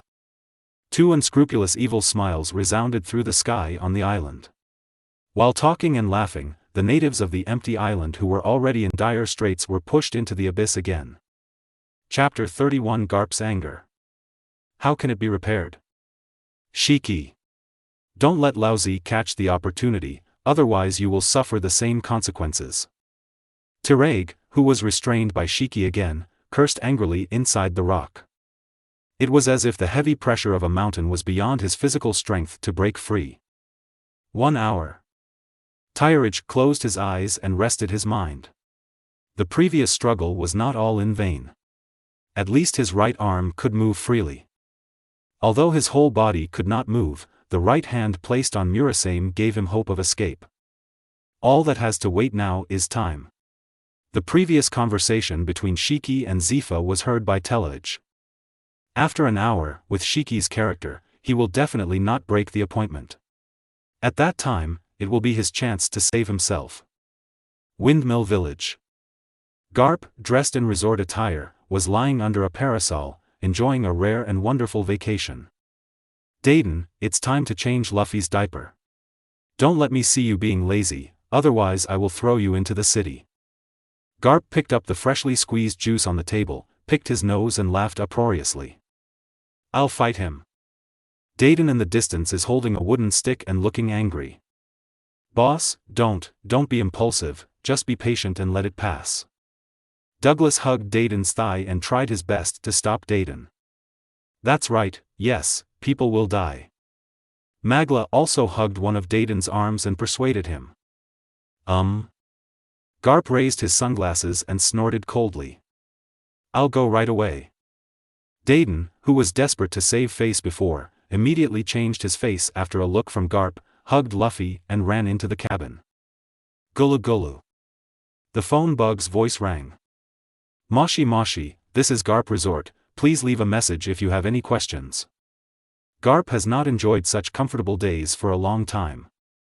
He took out the dedicated gray telephone bug from his arms and said perfunctorily. Garp. Excited roars came from the phone bug. Garp will turn into a Zifa-like phone bug, a few inches away from your ears. Continue to drink your own juice and laugh out loud. Ha ha ha. It's Zifa, what? Do you want to come to my place for vacation? It just so happens that I have something that I need you to bring over for me. Garp thought of the treasured senbei left in the cabinet at Marine headquarters, and his laughter flowed down his face involuntarily. Zifa on the other side had a gloomy face. He scolded this old b*** d 10,000 times in his heart. He took a deep breath helplessly and exhaled slowly. Tylag, something happened. The two sides were silent for a long time, finally broken by Garp's laughter. Ha ha ha. Did you come up with this method from the Warring States period to trick me into going back? It was obvious that he did not believe that his son in the headquarters would be in any danger. Zifa frowned, almost crushing the phone bug in his hand, and said angrily. It's the Golden Lion. Bah! With the sound of juice falling to the ground, Garp looked stunned, and instantly stood up angrily, exuding a terrifying aura that impacted everything around him. Who messed with that old guy again? Dayton, who was changing Luffy's diaper, looked out the window and complained. Douglas stood aside and shook his head. Who dares to mess with this ancestor? Hey, Luffy, you peed on my hand. Shiki? He attacked the headquarters again? Garp ripped off his casual clothes and exposed his muscles all over his body. The ferocious scars flowed on the steel-like muscles. His anger had reached its peak. That's not true. I led the training ship to the East China Sea for training, and met the Golden Lion in Rog Town. Garp didn't waste any time. His body was like a cannonball, soaring into the sky with a solemn expression on his face. I'm on my way to you. How are the casualties? Zifa looked ashamed. He didn't know what to say to Garp's question, because only Talag was currently alive and dead, and the rest were safe and sound. Looking at the phone bug that had been silent for a long time, Garp's flying speed skyrocketed again. From a distance, he could only see a black D, which disappeared into the sky in the blink of an eye. Shiki's conquerors blocked my perception, so that I didn't sense that Talag was nearby for the first time. Shiki found the opportunity and captured him. Zifa opened his mouth to explain, then his figure flashed and flew straight to the place previously agreed upon by the Golden Lion. His eyes are firm and sharp, no matter what he says, he will save Tyrag. Otherwise, he doesn't know how to face his old friends. If he can't even protect his own students, how can he face himself? Bah! Garp hung up the phone bug, stepped on the void, and made his body streamlined so that he could fly faster. The worry in his heart was beyond words. On the other side, Zifa took back the gray phone bug, threw away the sunglasses on his head, and kept holding a golden phone bug in his left hand, with a faint tendency to press it. Sunset Island. Located north of Rog Town, it is an uninhabited island and a camping gathering place for pirates to rest temporarily. Several thunders flashed across the sky, and the pirates who were still holding a grand banquet below had no idea that danger had arrived. Captain Human, after you get tired of playing with that mother and daughter, give it to your brothers to try, hee hee hee. That's right, especially that woman who still has charm. I can't stand it just thinking about it, ha ha ha. The obscene laughter spread in this desolate and dirty place. The captain of the human pirates, Human, has a bounty of 37 million. He has a moody personality, commits crimes, and is a good wife. The members of the pirate group he leads are the same as him. They often prey on newly married girls or mothers who have given birth to children. He took them on the boat and tortured and humiliated them until they died, for fun. Poof! Blood spurted out, and Human gracefully withdrew his blood-stained right hand, placed it on the tip of his tongue and licked it. He stepped on the head of his corpse with a sick smile on his face. Lousy can give it to you, but you can't ask for it, understand? Looking over the shuddering younger brothers around him, Human laughed evilly and walked towards the big account behind him with a look of enjoyment.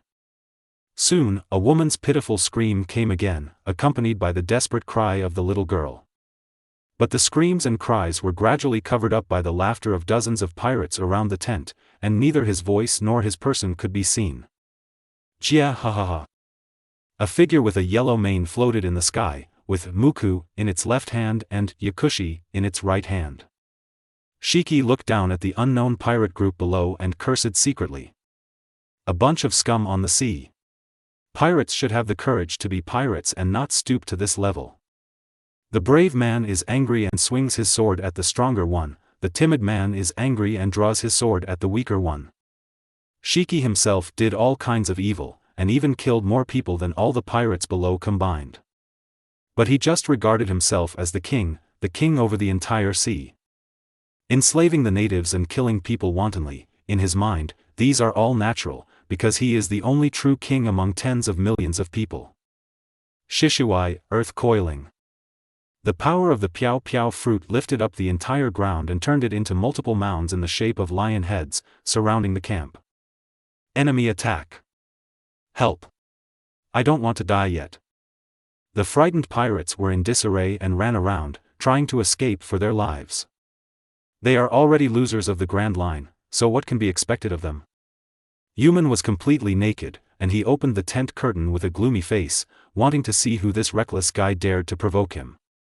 After seeing the noisy scene outside clearly, Yumen's pupils gradually dilated, his mouth opened slightly, but no sound came out. Jia ha ha ha. Shiki ignored the cries and screams below and swung down his right hand with a wooden blade. In the blink of an eye, those earth lions devoured the pirate gathering place below and turned it into a piece of dust. Chapter 32 Fierce Battle. Malanvando. Bulu bulu bulu. A giant silver phone bug screams a shrill alarm. Quick! Quick! Quick! Hurry up and get on the boat, it's about to set off. A major general ran among the 10 warships in the headquarters dock, telling each other. Lieutenant General Kizaru, the troops have been assembled, please give the next order. The rear admiral finally stopped in front of the largest battleship at the front and saluted the man in yellow underneath the battleship. It's really strange. The use of Buster Call has increased significantly in recent years. Moshi moshi. Strange, why don't you answer my call, Sakaski? Kizaru had a symbolic and obscene smile on his face, pointing at the phone bug on his wrist. The major general next to him, who was also the temporary commander of one of the battleships, wiped the sweat from his forehead and said with a twitching corner of his mouth. Lieutenant General Kizaru, that one in your hand is not a phone bug, it's just a coordinate device. Kizaru stopped stroking the positioning watch on his wrist and looked solemnly at the assembled team behind him. Teacher Zifa, what happened to you that made you activate Buster Call yourself? As the supreme commander of this Buster Call, Kizaru condensed a laser on his fingers, charged it up, and shot it into the sky. When the laser exploded in the air, the 5 lieutenant generals, including Akainu, Kizaru, Akiji, Flying Squirrel, and Huashishin. They jointly led 10 warships and headed towards the Sunset Island north of Rog Town, where the Buster Call was initiated. Each battleship carries thousands of elite marines. Except for a few of them, which are guarded by 5 lieutenant generals, the remaining battleships are each commanded by at least 2 major generals. 5 lieutenant generals, at least 10 major generals, 10 warships, and tens of thousands of elites. Such a large force was assembled in just half an hour, which shows Marine's strong strength and efficient organizational capabilities. In this vast sea, only Marine has such a strong foundation that can quickly mobilize large-scale forces and ensure its combat effectiveness and collaborative combat capabilities. Sunset Island. A red body cannonball fell freely at an altitude of 1,000 meters and hit the center of the island hard. Pang! The ground was cracked, smoke filled the air, and a fiery red figure jumped up from the deep pit. Shiki! Get out of here! Garp's domineering roar spread throughout the island. For a moment, the beasts on the island dispersed and hurriedly chose their way. Jia ha ha ha. The only response to Garp was a heroic smile and the sounds of fighting from time to time. Garp, it's been a long time no see. Laozi is thinking about you all the time, Jia ha ha ha. Shiki, who was fighting Zifa, struck the opposite Zifa with a light-speed chop, forcing him away. As soon as his figure flashed, he was already high in the sky. Shiki, who was temporarily away from the battlefield, opened his arms and faced Garp to welcome him.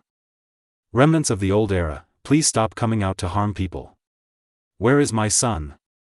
Garp stepped forward and stood side by side with Zifa. Even with his physical strength, he was still a little tired after flying all the way here.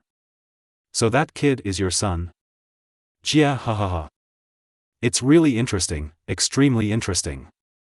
Shiki did not restrain himself at all because of Garp's arrival. He chopped down the dead wood in his hand and actually launched the attack first. Tylag should be fine, let's work together to deal with him first. Zifa grabbed the impulsive Garp and punched him, blocking the chop. That's all we can do. No matter what we say this time, we won't let him run away. Garp's iron fist had a strong armament color, and the air around him was squeezed by him, making a sound of air explosion.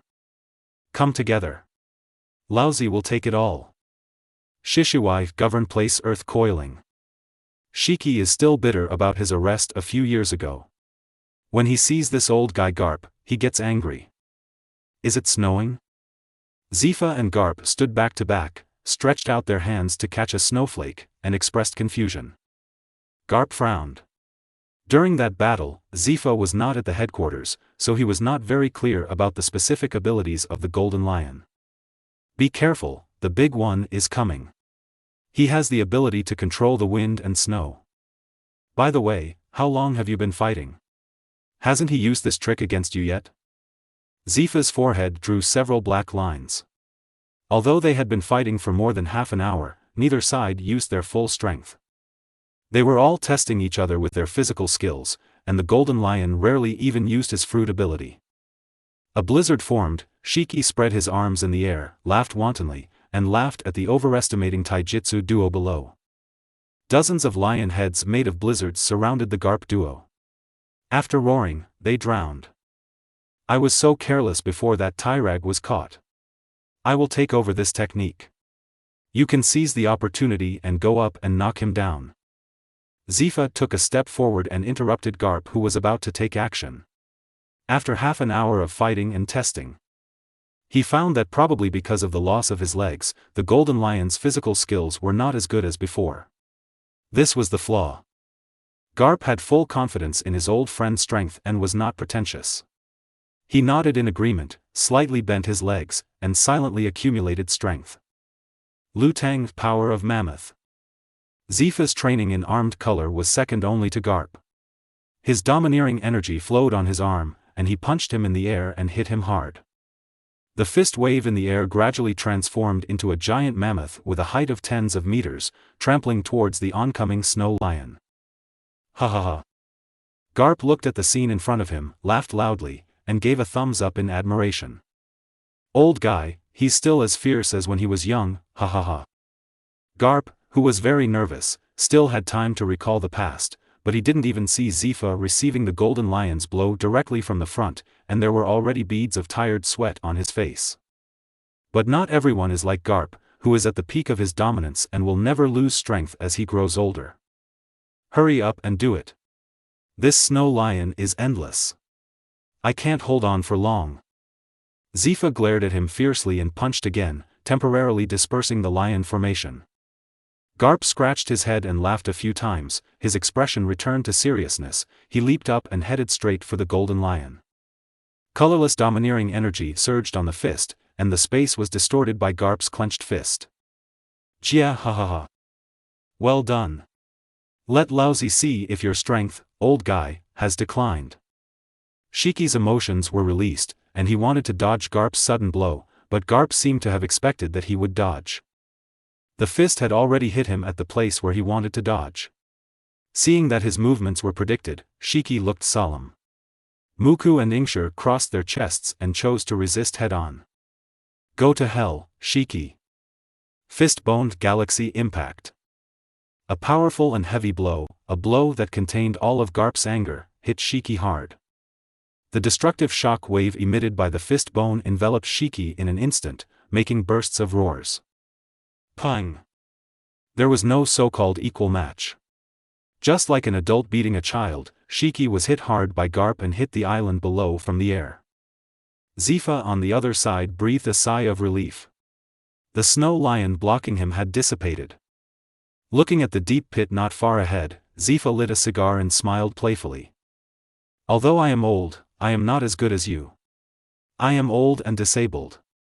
Zifa was not surprised at all when Garp knocked Shiki down with one punch. This was normal. Not to mention that the two of them had already exhausted a lot of energy before Garp came here. Why did Shiki think that? After spending several years squatting in Impel and destroying his legs to escape, he still has the ability to compete with the strongest marine force currently? Puff! Shiki lay in the deep pit and spat out a mouthful of blood. The blade of Ingju in his left hand had already developed slight cracks. Jia ha ha ha. As expected of you, Garp. With a big smile on his face, Shiki himself was not surprised at being defeated in one blow, as if it should be like this. Shiki coughed weakly. He was once the king of the sea, but it will eventually come to an end. But Laozi's time is not over yet. Shiki looked up at the distant sky with an evil smile on his lips. The decline in strength also proves the necessity for him to carry out IQ research. Jia ha ha ha. Chapter 33 Buster Call. Give up the resistance. Hand over Tirage and I will spare your life, otherwise I will make you ineligible to enter the Impel Down city. Garp took a breath, clenched his fists, and approached Shiki in the ruins with steady steps. Jia ha ha ha. You don't think that Laozi is only at this level, right? Shiki used the power of the Piao Piao fruit to control his body and flew out of the pit. Blood oozed from the rudder above his head and slid down his face.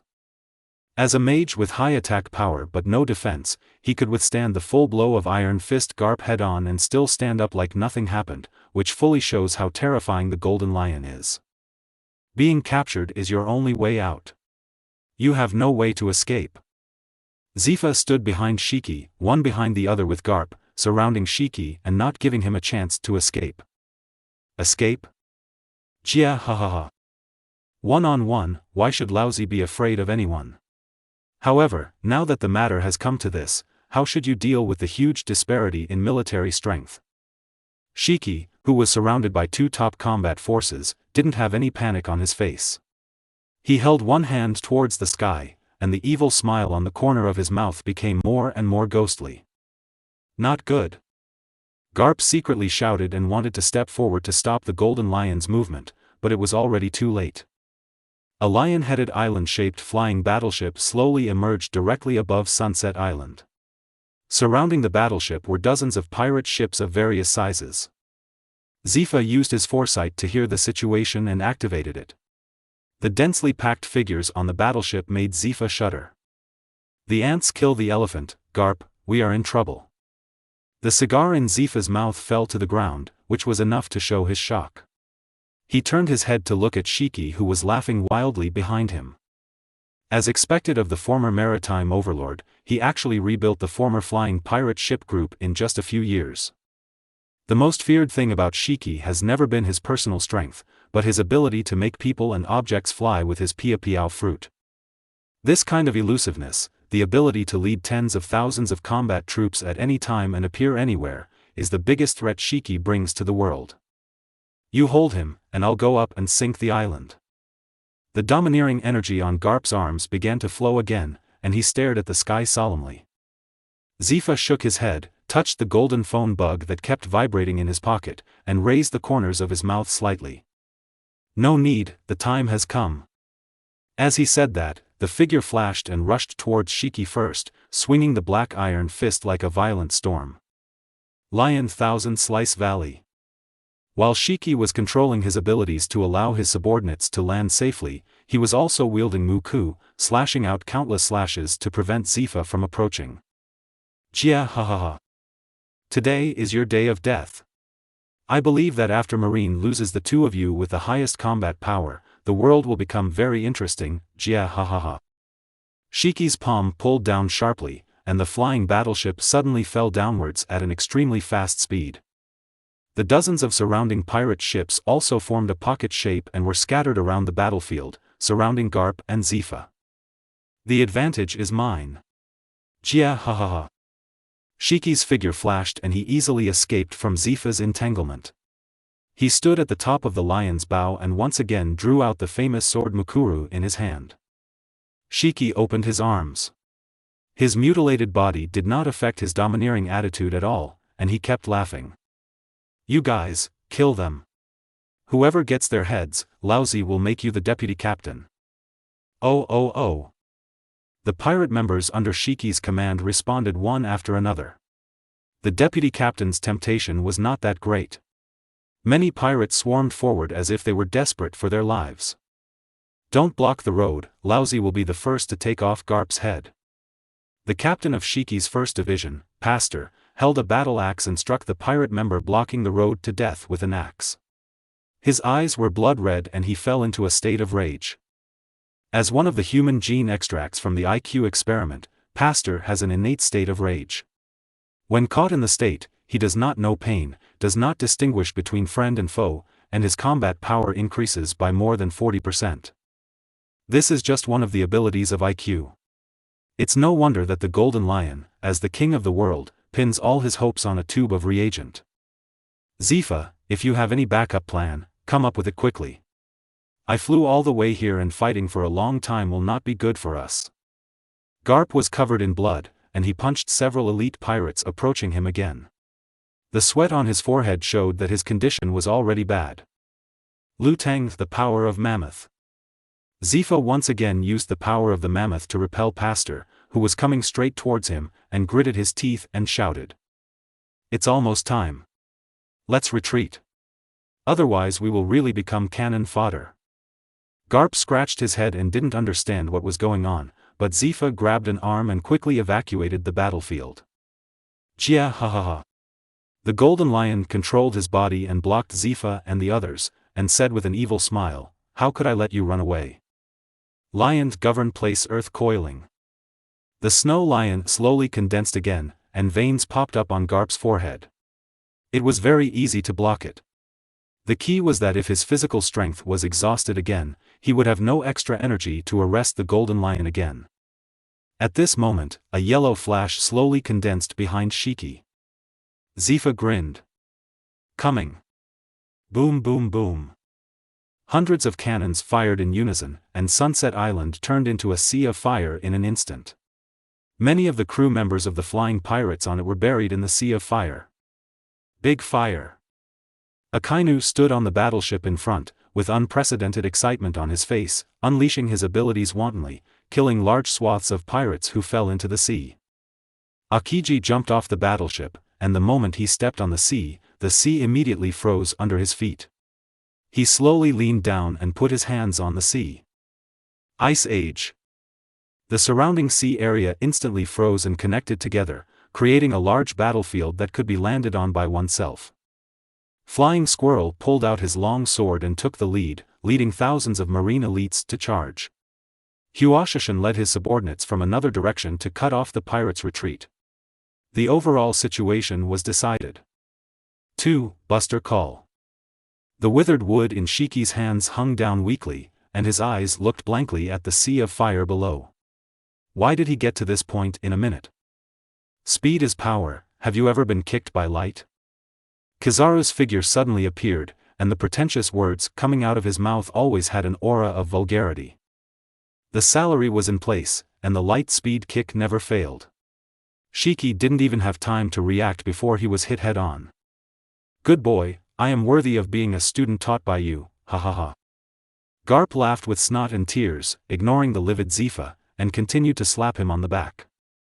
Now that he has a helper, Garp doesn't have to save his own energy.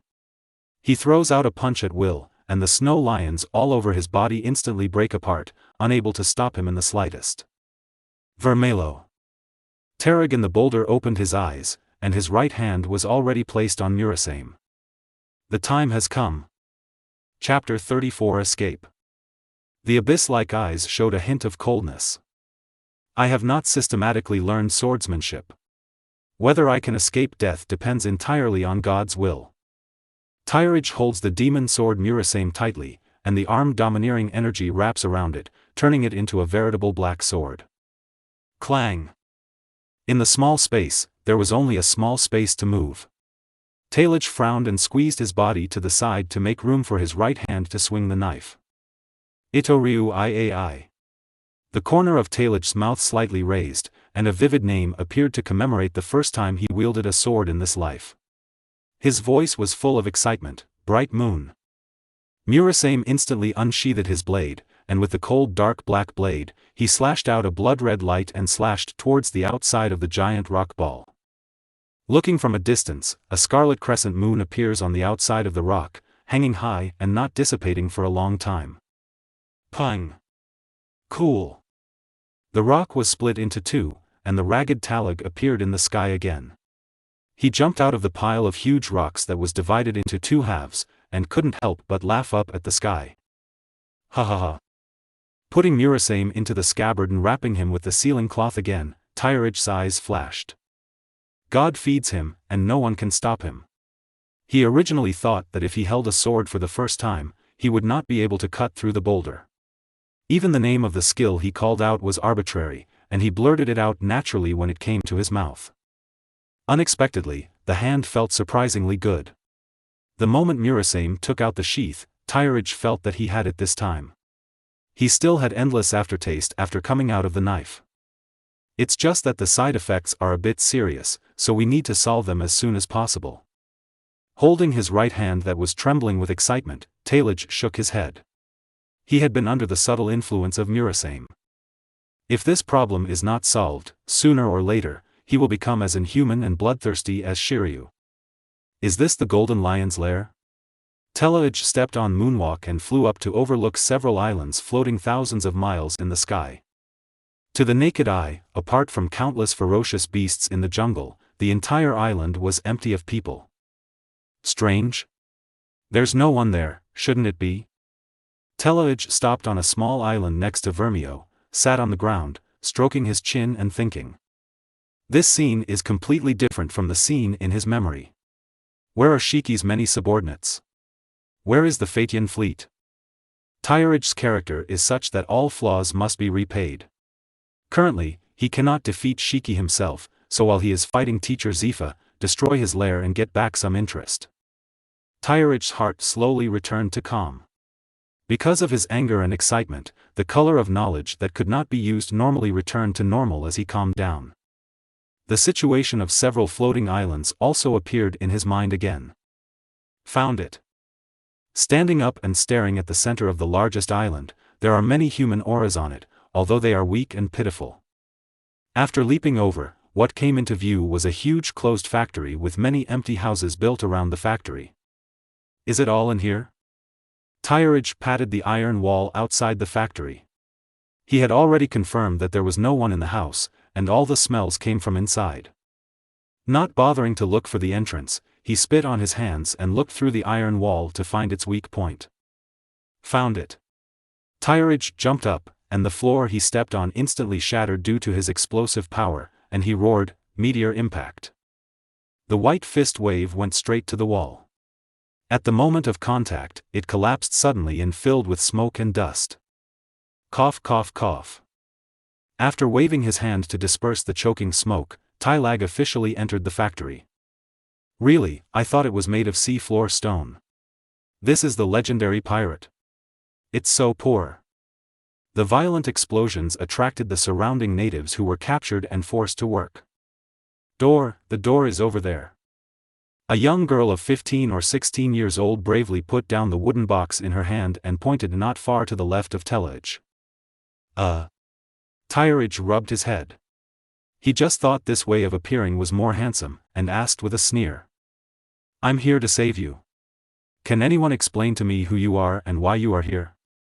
Looking around, no one dared to approach him except the girl who dared to speak just now, and her expression was even a little numb.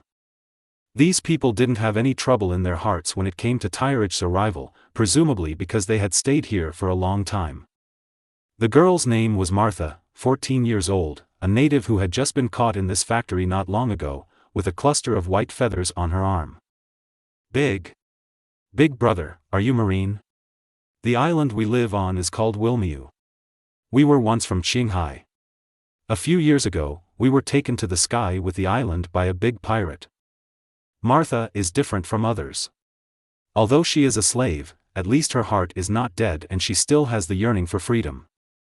He stepped forward timidly and informed Talaj of all the circumstances here. They are not Kongdao people. Although they have white feathers, they are indeed Qinghai people. 3 years ago, Shiki escaped and discovered the strange IQ plant on this island. He took possession of the island as his own and sent it to the sky. Tyrich nodded. He also knew the basic situation, but he had forgotten it for too long. After Martha's retelling, he basically remembered everything. There is no one guarding this island now. Why don't you run away? Are you still working here? Tyridge looked at the thin Martha with confusion. The crowd that had surrounded him had returned to their previous working state. Martha smiled bitterly. This island is beautiful, but the ruler is evil. The young girls were left to work in factories, and the young men on the island were taken away to build the palace. At an altitude of 10,000 meters, even if we can run, where can we run? In the end, you will be caught back, or you won't even have a chance to come back, and you will be killed directly by the big pirate. This is going to be difficult. Tyridge sat on the floor. Why did he forget this key issue? There must still be a fierce battle below, and now he doesn't even know which side he expects to win better. If Shiki wins, the teacher's life will be in danger. If the teacher wins, the Golden Lion will be arrested, but these islands that rely on the Golden Lion's ability will definitely fall. Thinking of this, Tyridge decided that he couldn't wait any longer. He had to do something within his power. Waiting like this was not an option. Martha, do you believe, brother? Believe it. Martha blinked slightly and nodded firmly.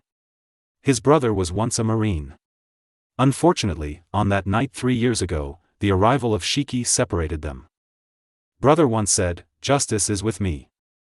Be with me." The relatively immature voice brought a heavy pressure to Tyridge, making him speechless for a moment. There is always a difference between doing your best and trying your best to save. Tyridge rubbed Martha's head, smiled and said, "Is there any way to get people in this factory to stop working and gather together?" He is going to find a way to save these indigenous people, provided that they can hear the voice from outside. Chapter 35 The Precarious Malinfando. Sunset Island. Jia ha ha ha.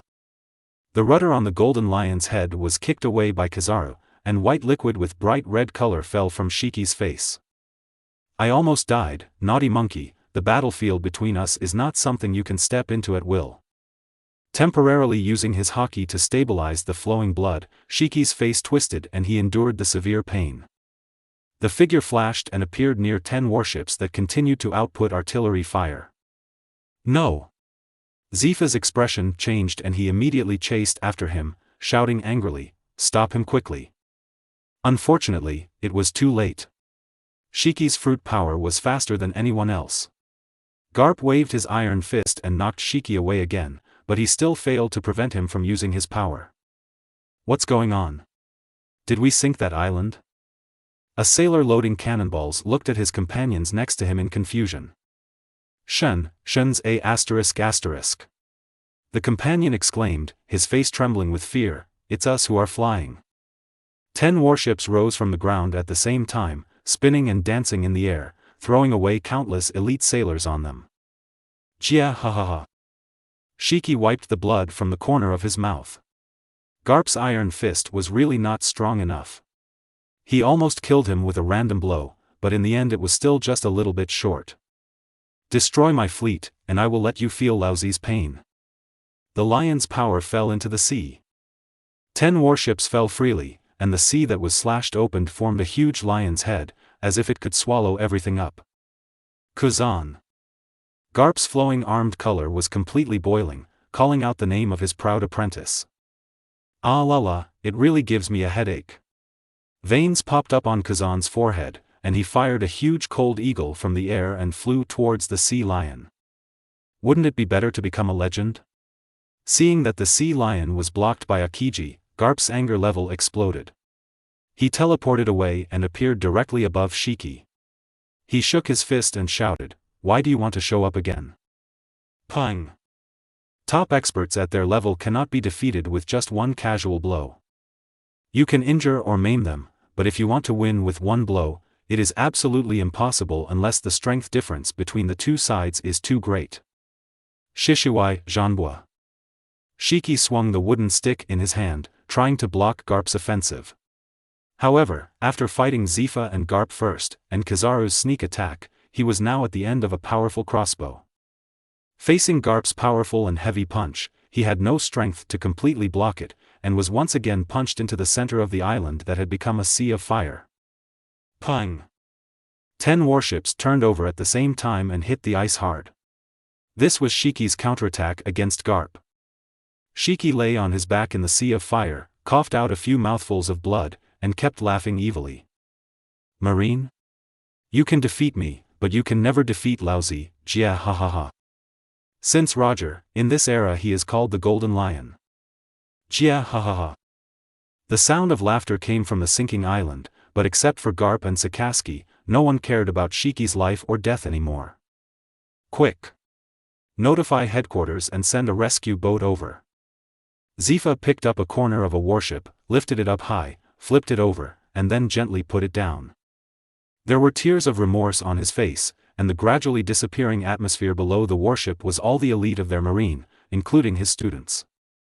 For the sake of justice, sacrifice is inevitable. Don't worry about the injured, just follow me and arrest the Golden Lion first. Sakaski watched all this with a cold eye and greeted the few hundred elite marines left behind him, with a clear goal. Sakaski. Zifa gritted his teeth and bleeds, looking angrily at the indifferent blood-red figure in front of him. Vermelo. Talage walked deep into the factory with a gloomy face. Martha told him that the factory had a person in charge who would never leave. He has a golden microphone on his body, and the sound from the microphone can spread throughout the island. That is the only way to bring everyone together. A pungent smell of chemical experiments assaulted my nostrils, and the deeper I went, the worse the smell became. Is that the guy who mime walks like he's farting? Talage took out a gas mask from the cabinet nearby and put it on his face. He forgot the specific name, but he still had a vague impression of it. Indigo, the main person in charge of the IQ experiment, one of Shiki's right-hand men, and the ship's doctor and combatant of the flying pirates. Pft! Pft! The familiar fart sound came from far away, and Tyrage knew that he had guessed correctly, it was really that guy.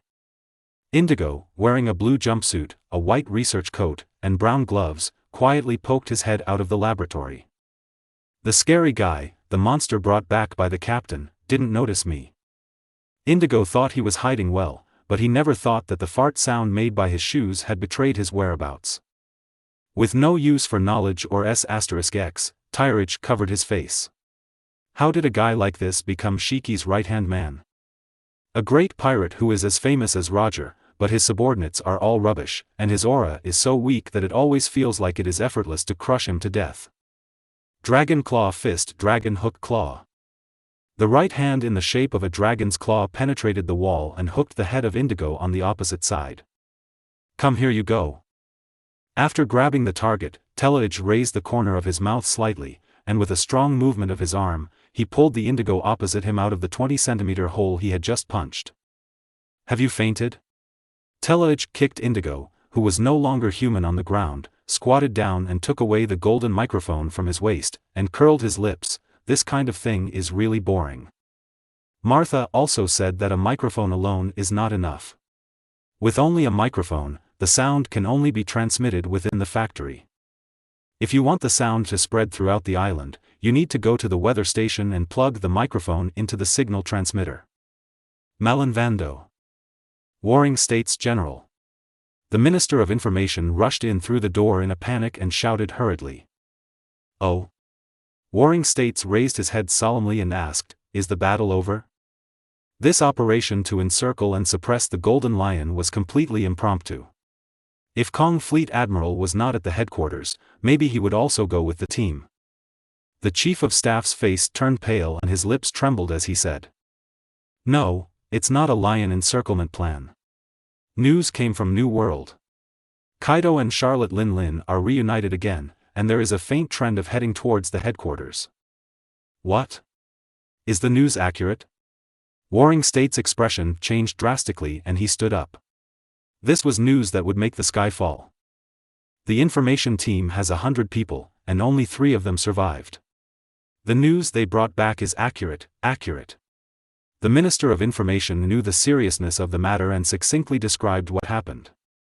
I won't come early, I won't come late, but at this time. Warring States looked solemn, put his right hand on the phone bug on the table, picked it up and put it down. You go down first. Yes. The empty Fleet Admiral is still competing for the position of Chief Fleet Admiral. He is still in Marijo and has not returned yet. The storm is coming. Warring States sat helplessly on the chair, put down the phone and picked up the microphone beside him and shouted.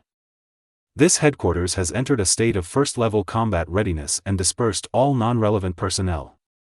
When life and death are at stake, this general will be with you, all for the sake of justice. Warring States' fingertips turned white and he crushed the microphone in his hand. Garp, Zifa, we don't have much time. I hope everything goes well. Both sides were facing danger and were competing for time. During the Warring States period, he would not allow his brothers to be held back by potential threats.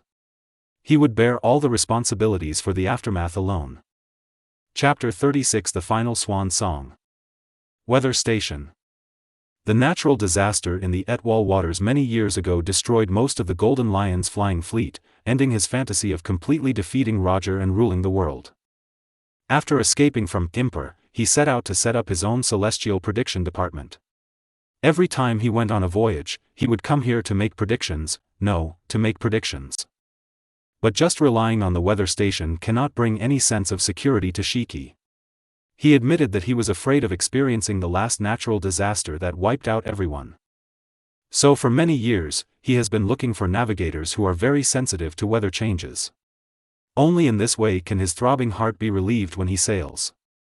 The meteorological observatory is black and cylindrical in shape, without any exit. The entrance is only tens of meters above the sky, and one needs to rely on the ability of Shiki's floating fruit to enter. After wrapping the lower arms of his left and right hands with armed hockey, Tereg placed his fists on the weather observatory building. Dragon's Breath. Then he used a zero-distance attack method similar to that of Cun Jin, and instantly punched the wall at high speed. In this way, a strong force is exerted on a point on the wall. This force directly explodes the moment it touches the wall. Just like the Dragon's Breath, it completely destroyed the wall, blocking his progress, and at the same time produced huge smoke and explosions, blocking his sight. Having grown up with Dorag since he was a child, he has already been exposed to these Dragon Claw fist moves and knows them by analogy. What's going on? Scarito shook his body, hugged the pillar on the side, and shouted, "Why is the ground shaking?" Scarito is a black gorilla whose status in the flying fleet is the same as Indigo's. Indigo is responsible for experimental research, and Scarito is responsible for guarding the meteorological observatory, both playing very important roles. "Sir." The younger brother pointed to the surveillance equipment aside, his voice trembling. "A powerful enemy has broken in." "Huh? Bring me my battle axe." Scarito's fangs were exposed, and he was warlike, but he didn't care whether he could beat someone or not. After taking over his own exclusive weapon, he climbed up the thick pillar with a trembling monkey, and soon reached the top of the weather observatory, overlooking Talag, who was deep in thought below. "Mater." Tyrage slapped his forehead and muttered, "I always think about blasting my way in, but I forget that I have mastered moonwalk." He raised his head and looked at Scarito, who was dozens of meters above the sky. Time was running out and he could not allow him to continue dithering. The feet stepped back and forth in the air left and right, flying up at an extremely fast speed. "Brother, what are you doing? Why is there marine on the island?" Gorilla Scarito's eyes widened as he looked at Tyrage, who was approaching quickly, and recognized his identity from his broken marine clothing. "We are all like birds of a feather, no wonder Shiki is recruiting people everywhere." Tyrage held the dragon claw in his hand, shook his head and sighed. It was hard to imagine how many heroes on the sea were swallowed up by that tsunami, so that Shiki now doesn't even have a slightly famous subordinate. Clang! The shave in the air left a few afterimages. Scarito subconsciously waved his battle axe to resist the arrival of Tyrag. Dragon hook hand. The armed right hand hooked the swung tomahawk, and the head-on collision made the tomahawk make a sharp sound. Click! Scarito dropped the broken battle axe, with fear in his eyes. "Marine, what are you doing with our flying pirates?" The gorilla looks stupid, but it still has its own cleverness. It wants to delay time and wait for the rescue of its subordinates. Tyrage chuckled, and appeared in front of Scarito in a flash, I didn't want to come, it was your boss who invited me here. He grabbed the gorilla's fangs with both hands and threw Scarito from the top of the meteorological observatory as he screamed. Vulnerable. He clapped his hands and looked inside from the roof of the meteorological observatory without a roof. Most of the meteorological researchers in the meteorological station were captured by Shiki. After Scarito collapsed completely, they all cried with joy. Riser is a semi-experienced scholar who was once a researcher at Small Sky Island, Visalia. While on an inspection trip to Qinghai, he was arrested and detained by Shiki. Lesser has a snow-white beard that is divided into two fishtail shapes above his waist. Like other scholars in Visalia, he wears robes and pointed hats similar to those of Western wizards. Hey, hey, hey! Brother, can you help us out? Reese blinked his signature eyelashes, put his hands to his ears, and looked expectantly at Talig above. Who is this person?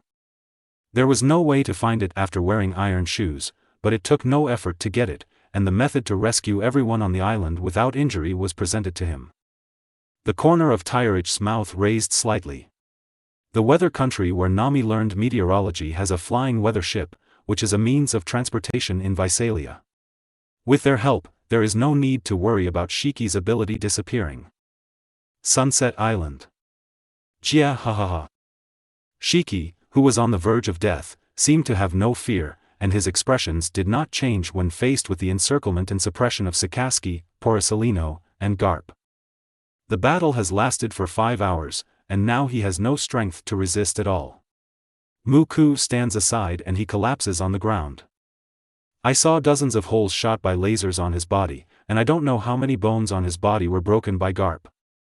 The most terrifying thing was the burning blood hole on his chest, which was constantly burning his internal organs.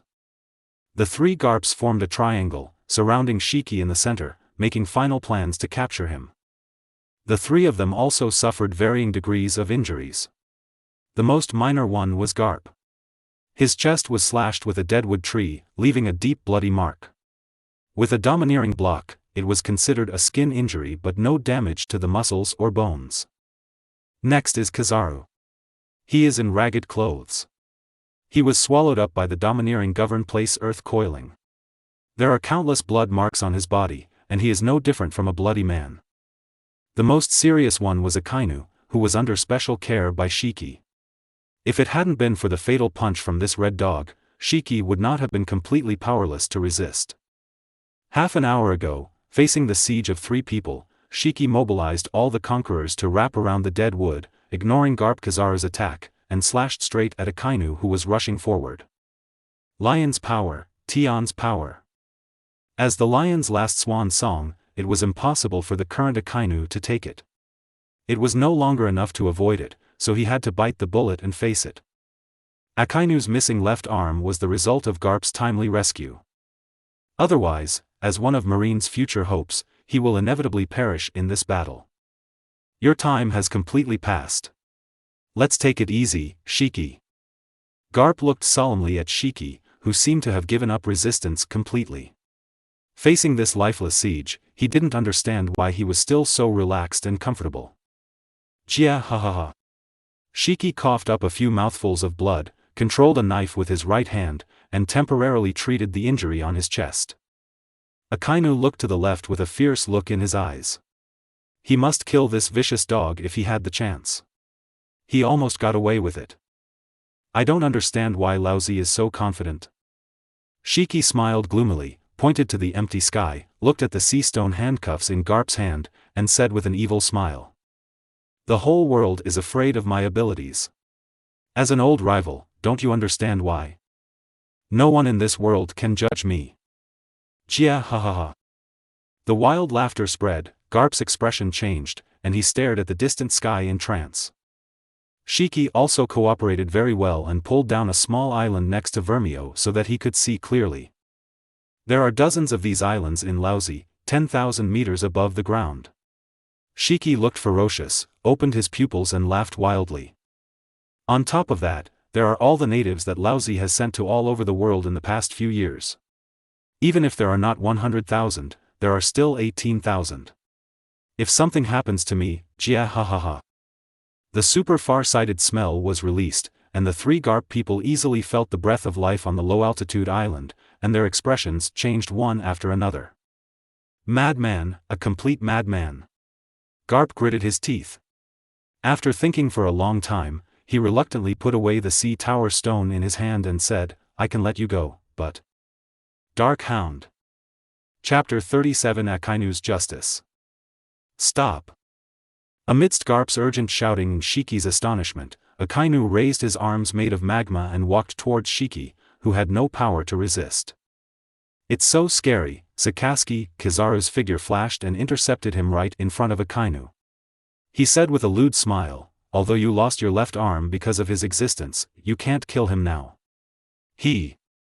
With a flash kick, Akainu's figure was kicked dozens of meters away. Akainu struggled to stand up, with veins popping out on his forehead. He covered his missing left arm with his right hand and gritted his teeth and said, It's just an arm, why bother? But I will never allow this guy to remain unpunished. Marine's majesty cannot be insulted by others. In the lion surrounding plan, Marine's sacrifice was very heavy. What if some ordinary people were sacrificed? In order to successfully capture the Golden Lion, Sakaski had already made up his mind to sacrifice his life for righteousness. How could he be threatened by Shiki for the sake of ordinary people? Sakaski's justice will never waver, and from his sharp eyes, Garp can see his determination to die. But no one knows how many islands with human civilization Shiki has in his hands. Garp will never allow Akainu to kill or arrest Shiki. Kizaru, watch Sakaski, I'm going to talk to that crazy lion. Good luck, Lieutenant General Garp. Kizaru also felt deeply tired. He sat next to Akainu, grabbed his one arm, and silently looked at the shirtless Garp in front of him. As expected of our hero, he is as strong as a monster. No wonder Teacher Zifa would say that domineering power is the ability to override everything. Are you right? Sakaski. Akainu threw Kizaru's hand away angrily and snorted, It's just the old guy's rotten ideas. He clenched his molten right hand and looked at the dying Shiki in front of him with murderous intent. The power that can uphold justice to the end is the right one and the strongest. On the other side, Garp wiped the sweat from his forehead. He was not injured, but he had been consuming a lot of energy and was exhausted physically and mentally. Shiki, I promise you in the name of Marine that I will put all the islands into the East China Sea and let you leave safely. Garp looked at his old enemy with firm eyes and a sonorous voice. Jia ha ha ha. Shiki looked at the two Akainu in the back, shook his head with a ferocious face and said, Lousy can't trust Marine. He turned to look at the legendary Marine in front of him and his old enemy who had fought against him many times before and said, But I can trust you, I want your promise, Jia ha ha ha. The domineering energy flowing in Garp's iron fist gradually dissipated, and he had to compromise for the sake of unnecessary sacrifice. Okay, put down all the islands under your control, and I will give you this promise. As if he remembered something, Garp raised his eyebrows lightly and said, And my son Tyrag must be sent out to me intact. Jia ha ha ha. The Golden Lion looked up to the sky and laughed, covering his chest that was almost pierced and said with a smile, Okay, it's a deal. It's a deal. And just when he was about to put down the island, a cry came from high in the distance. Dad! Kill him! I have rescued the Sky Islanders. Telage stepped quickly, used moonwalk, and quickly descended, approaching the island that was almost submerged in the sea. Through the guidance of meteorologist Riser, he quickly found his hometown of Visalia with the scholar on his back. Only after I went there did I find out that Riser was not only the best meteorologist there, but also the last king of that small country. With his help, there was almost no obstruction, and the weather island, Visalia, immediately took advantage of the wind and headed for Shiki's home base, Vilmeo. Through the golden microphone, all the indigenous people on several islands were gathered together and transferred to the Visalia that could fly alone. Those natives in the factory who had numb eyes and dared not escape were knocked unconscious and taken away by Talage. Now on the islands in the sky, except for countless ferocious beasts and scattered pirates, there is no innocent person. Kid! Shiki's pupils dilated, looking at the slowly descending black spots, and said angrily, How did you get out? He heard Tyrage shouting, so the previous confidence was completely gone, and the panic visible to the naked eye prompted him to spit out another mouthful of blood. Ha ha ha. When Garp saw the visitor, most of his worries disappeared, and he laughed and said, as expected of his son, "Sakaski." Garp turned around and shouted loudly, "Leave it to you, be careful not to kill him, otherwise there will be another fruit full of sin on the sea." "Dad." Tyridge's figure flashed past, worry written on his face, and he looked at the blood mark on Garp's chest and said, "Are you injured? The lion did it?" As he said that, he clenched his fists and angrily went to kill the golden lion who was already at the end of his crossbow. He didn't even have the heart to hit his father back and let others bully him. "I have nothing to do. I'll just have a meal and sleep. First, let's talk about the island controlled by Shiki. Where do you put the people on it?" This is what Garp is most worried about. It's not that he doesn't trust his son, it's just that when it comes to matters of life, he needs to be cautious and cautious. "It's fine." Talidge gave Garp a handsome back view, and using what he thought was the most handsome posture, he said seriously, "At the beginning, I relied on my intelligence to compete with the many remaining pirates on Shiki's lair, and I almost died on it." Bang! Garp's face was livid. The large fleet had been sunk into the sea by them a long time ago. How could they deal with so many people? He scolded, "Speak to Laozi." Tyridge ignored his father's threats, rubbed the big bump on his head, and grinned. "Dad, no matter what, I want to be a general." The corners of his mouth raised slightly, and he saved more than 30,000 natives and avoided a man-made disaster. With this kind of record and his strong strength, it is not an exaggeration to be a general, right? Okay.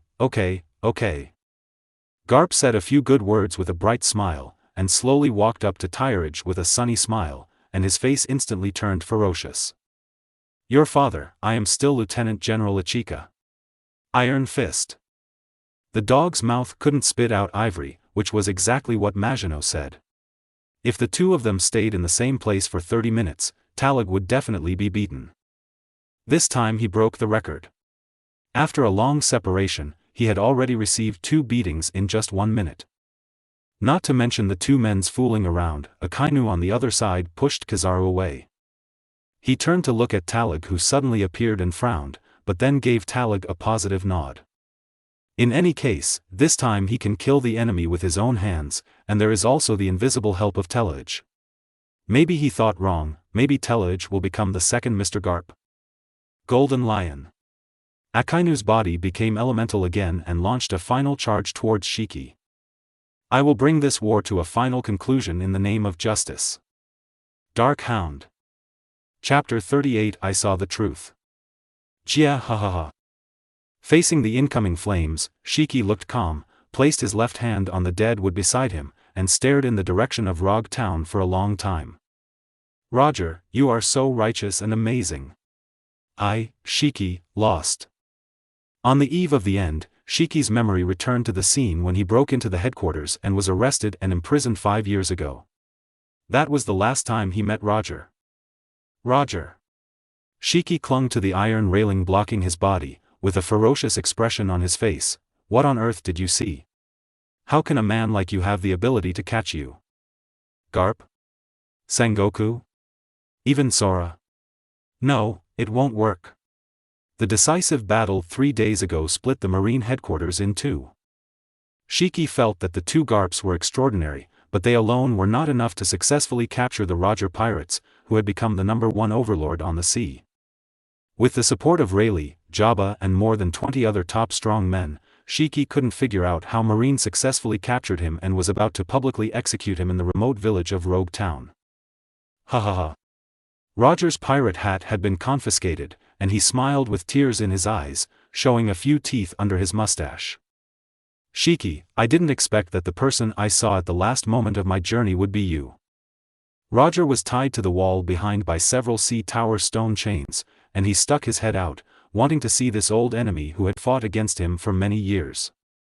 He doesn't think Shiki was captured by Marine after the defeat. As Shiki said, at their level, no one can catch them if they don't want to. The sea floor stone chain was pulled by Roger until it was deformed, and he successfully saw Shiki's blood-stained side face. Ha ha ha.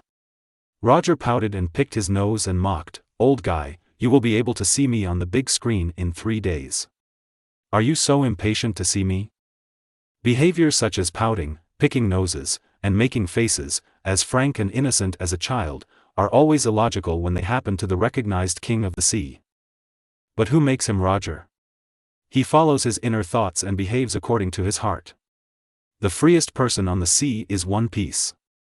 What Shiki dislikes the most is Roger's behavior, which lacks the consciousness and temperament of a strong man. This man who was stronger and more outstanding than him, who conquered the entire sea, was actually as childish as a child. Seeing the displeasure on Shiki's face, Roger put away his smile and explained. "It was of my own free will."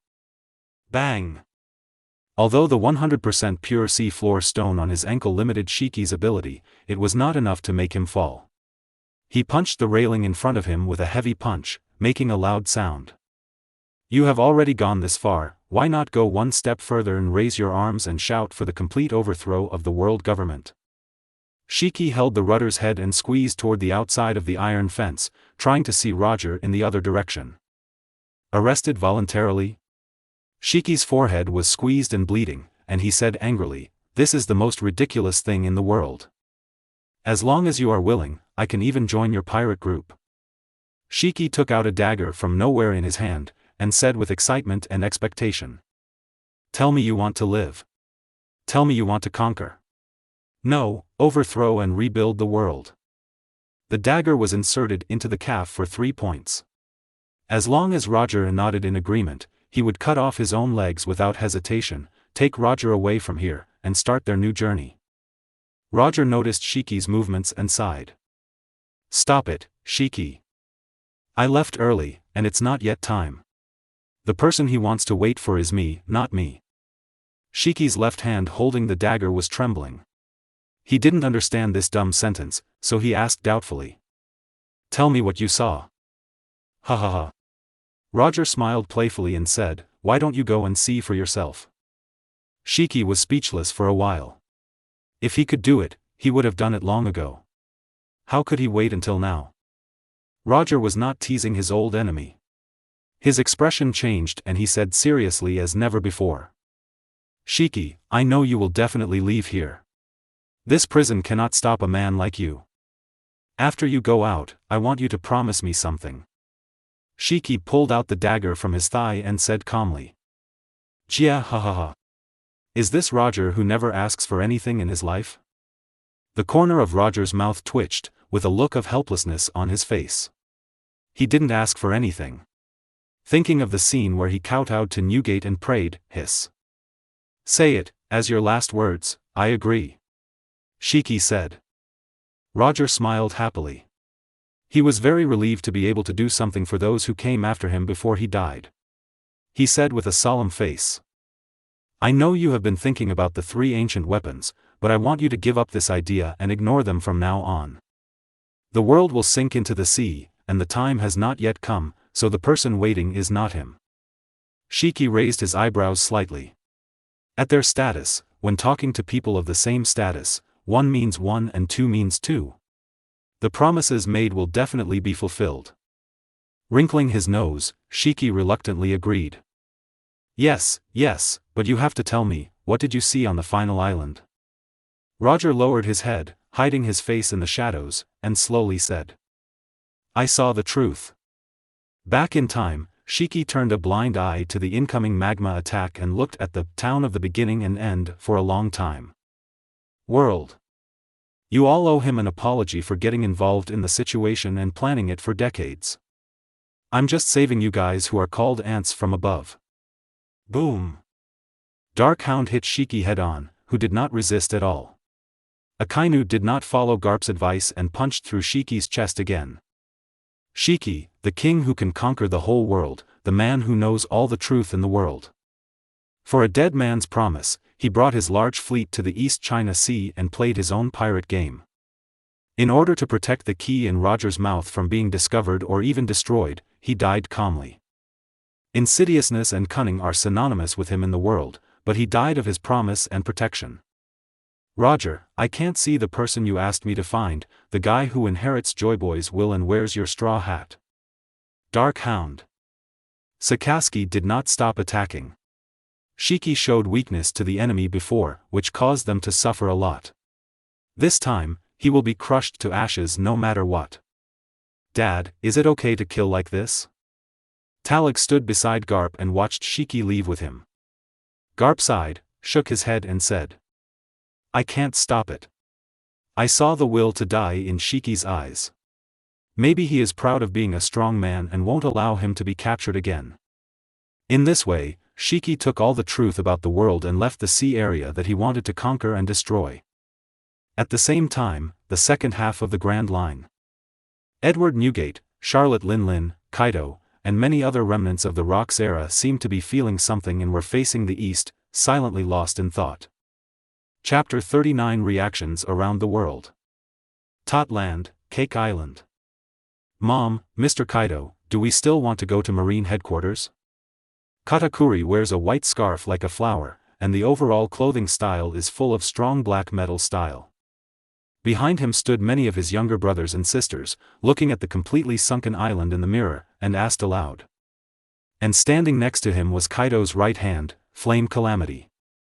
He looks handsome, has a serious and steady face, has white hair, brown skin and black wings. Boss, we.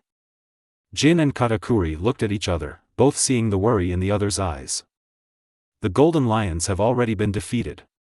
It would be unwise for them to face Marine, who has high morale and is well prepared. Looking at the Marines who had retreated with Shiki's body in the mirror, Kaido drunkenly picked up the wine gourd beside him and drank a few gulps. Ahaha.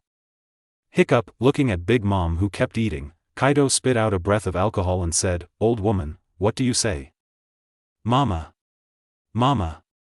Charlotte Lin put down the donut in her hand, looked at the picture in the mirror with a greedy face and smiled. Katakuri. I'm here, Mom. Big Mom pointed at the slowly moving marine rescue ship in the mirror, and saliva kept flowing from the corners of her mouth. You don't have to go to the headquarters, but the old lion's fruit cannot be left outside. Let's notify him and try our best to find Shiki's fluttering fruit. Yes, Mom. Katakuri nodded in response, turned his head with a cold appearance, waved to the brothers and sisters behind him, and led the team away. Kaido also gave Jin a cryptic look, the meaning of which was self-evident. Moby D **K. Gula la la. Marco took out a bottle of good wine, handed it to his father, Whitebeard, and asked with a smile. Dad, what happened? Are you smiling so happily? Whitebeard glanced at the phone bug on the table and took the wine from Marco's hand. He was a heavy drinker. For the first time, he did not drink in a hurry. Instead, he walked to the side of the boat and took this bottle of valuable wine. All fell down. The departure of an old friend always needs to be remembered. Facing the east, Newgate took off the hat on his head and silently stared at the rough sea in the distance, his thoughts drifting to a few years ago. Jia ha ha ha. How is the sea without Roger? The wall that blocked us has disappeared. It's almost your time now, Whitebeard. Shiki sat on the deck, looked at Newgate who kept drinking and asked with a laugh. Whitebeard glanced sideways at Shiki who had just escaped from Impel, and said without mercy. You came to me just to gossip, I can sink you to the bottom of the sea right now, Golden Lion. Jia ha ha ha. Shiki lit a cigar again, tilted his head at the rudder and smiled evilly. You are still the irritating guy, so I can rest assured. I want to disappear for a while, and then let this warm world experience the terror of real pirates. Time returned to the present. Whitebeard slowly turned around, patted Marco, who had been by his side, and laughed loudly. Gula la la. Marco, let's have a grand party. Marco lowered his head, spread his hands and sighed helplessly. Dad, we all like the party, but we have no money.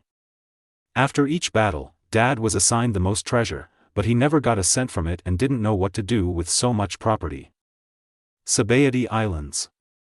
Shaki put down a glass of wine, looked at the man wearing glasses who was silently lost in thought, lit a cigarette and asked. Aren't you going to send him off?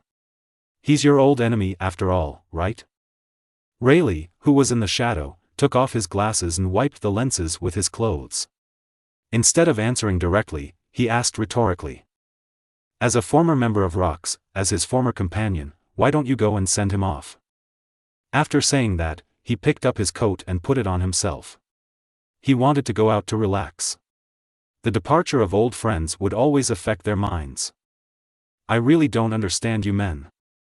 Shaki shook her head and sighed, and took out the luggage she had prepared long ago. After this happened, she had no intention of continuing to run her business and was ready to go back to her country to take a look. On the dog-headed warship, Garp has already changed into a marine suit. Such a big event has happened, even if it is still vacation time. He also wanted to go back to the headquarters to take a look. Luffy had been temporarily taken care of by Dayton, so he didn't have any worries. You brat, throw away that knife. I'll give you this. Garp looked to the side, who was swinging a barbell weighing several tons, and raised the big sharp knife in his hand, Shiki's saber, Muku. As the most important combat power of this lion encirclement plan, this undamaged saber was rightfully owned by Garp. Garp felt remorseful in his heart. He looked at his right fist and wanted to cut it. If he hadn't used too much force, the Sakura Ju, which is also one of the great swords, would not have only one hilt left. The 1368th time. Tarager was naked from the waist up, and his 8-pack abs were more clearly defined under the sunlight. Sweat streaked down his cheeks. Talaj's eyes were firm and he shook his head and said, "Unnecessary. I am a man who wants to become a great swordsman, so why should I be afraid or even succumb to the sword in my hand now? Don't underestimate me, you old man. Bang! Show me some respect. I am your dearest father." With skilled iron fists and familiar strength, Garp blew the white smoke from his fists, took a figure-8 stride, and turned around angrily and returned to the cabin. A big lump appeared on his head where Talad could not see. Garp smiled proudly and said, "You are indeed my son. I've seen you have a lot of potential since you were a child." Tyrage wrinkled his nose, put down the barbell, rubbed the big bump on his head, and said angrily, "Ace, Luffy, you need to grow up quickly, preferably stronger." Malin Vando. Warring States put down the phone bug, breathed a sigh of relief, and took the newly sent microphone from his subordinates with a happy face. "I am Marine Headquarters General Sengoku. I declare that on July 12, 1503 in the Hyuan calendar, our lion enclosure plan is completely over. In this battle, we won a great victory, successfully annihilating the legendary Golden Lion and the flying pirate fleet he led, completely erasing the shame he brought to our marine many years ago." The excited and exciting speech was broadcast throughout the crescent island of Marinefando. In the Warring States period in the office, one can even hear Marine shouting and celebrating outside, but if there is gain, there will be loss. Warring States grabbed the microphone in his hand. Those people outside had the right to know the truth. He continued to speak with a sorrowful voice. But because of this operation, our Marines suffered heavy losses. The souls of more than 3,000 elite Marines will remain in the East China Sea forever. There were even more than 1,000 Marines, and even their bodies could not be found. After a long silence, Warring States shouted in a hoarse voice. "But I want to say that they deserved their death. They were just ahead of everyone. They used their lives to interpret the justice in our hearts." Headquarters Plaza. All the Marines took off their hats and looked at the broadcast on the building. Everyone's face was filled with sadness. But this situation is not negative. The visible confidence has permeated everyone's heart. All for justice. A soldier's salute shout. All for justice. All the Marines in the headquarters, including the headquarters, put down what they were doing and saluted the Marine flag at the top of the headquarters. In the office, Warring States had already burst into tears. Not only did he hear the inspiring shouts, but the world would also hear them. Chapter 40 Promotion. Marine 357 Branch. A marine training ship slowly docked. Tina is very angry. That guy went to fight the pirates alone, but he made us run away in despair. With Zifa and Tereg away, Smoker and Tina became the temporary commanders of this group of intern Marines. Smoker lit a cigar and frowned as he looked at the newspaper in his hand. I thought it was just a big fish, but I didn't expect it to be a lion. Tyridge did the right thing. If we stay there, it will only be a hindrance. Tina stepped forward and snatched the newspaper from Smoker's hand. She read a series of news on it, including Marine's victory, Shiki's body hanging in Impel Great Prison, etc. He rolled his eyes and said displeasedly, "Even you gave in?" Smoker clenched his fists, a wisp of white smoke rose slowly, and said firmly, "No, I just recognized the reality. Strength, all fear comes from lack of strength. If he was stronger than Teledge at that time, would it be possible for the guy who was called the people's hero in the newspaper to be replaced by him? What are you going to do?" Tina raised her head in surprise. Smoker's figure had already flown out the moment the ship docked. "Practice. Wait for me, Tina will go too. Malin Vando. That's it, Uncle Sengoku, I want to be a Marine general." Tyridge slapped the newspaper in his hand with excitement, and gave countless likes to Morgans, the veteran news bird. They just returned to the headquarters, and the news of Marine's victory has spread all over the world. Among them, what he cared about the most was the comment about him and the handsome photo. Marine's rising star, saving tens of millions of people from danger, a well-deserved people's hero, Tyridge.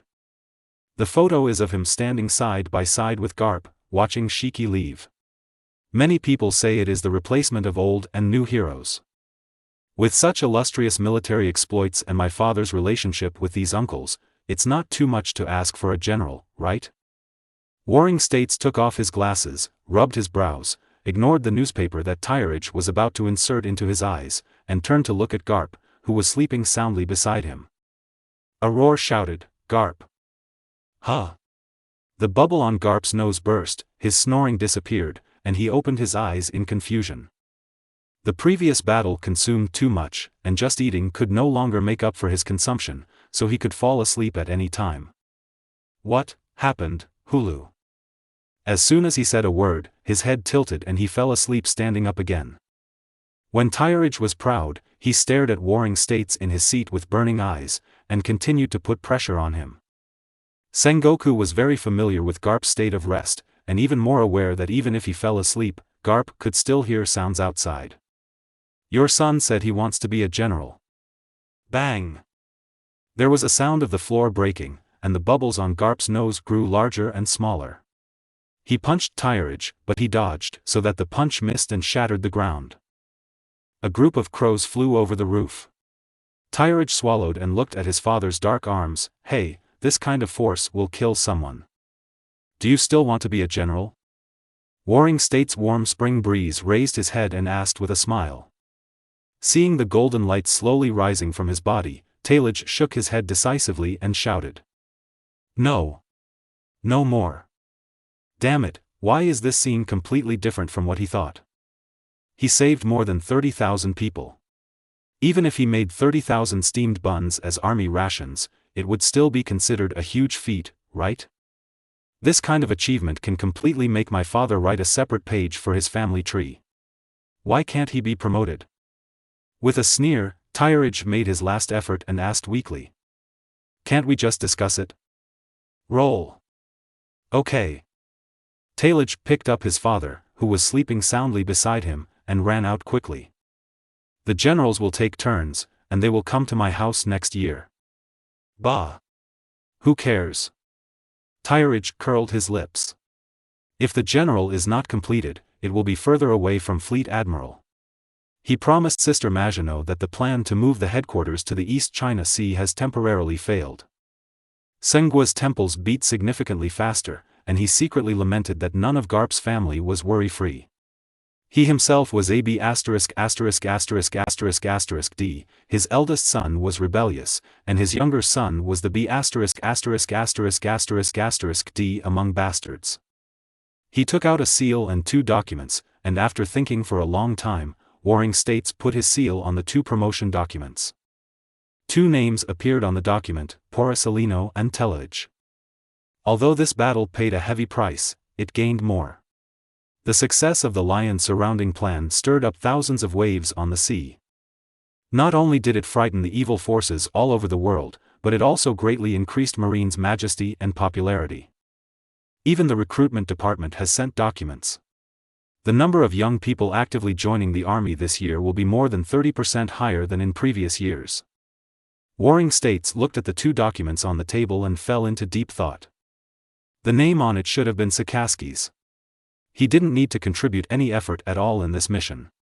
He only had to follow the team to gain seniority, and the cancelled general candidate qualifications would naturally return to his hands. However, the top commander of this buster call is Kizaru. As long as the battle is successful, no matter whether he fails or not, he will definitely get the most credit. In addition, Sakaski refused to listen to dissuasion and killed Shiki, so that a devil fruit that could threaten the world will once again appear on the sea. Although killing Shiki will be of great help in maintaining Marines' majesty and improving morale, the merits and demerits cannot be offset.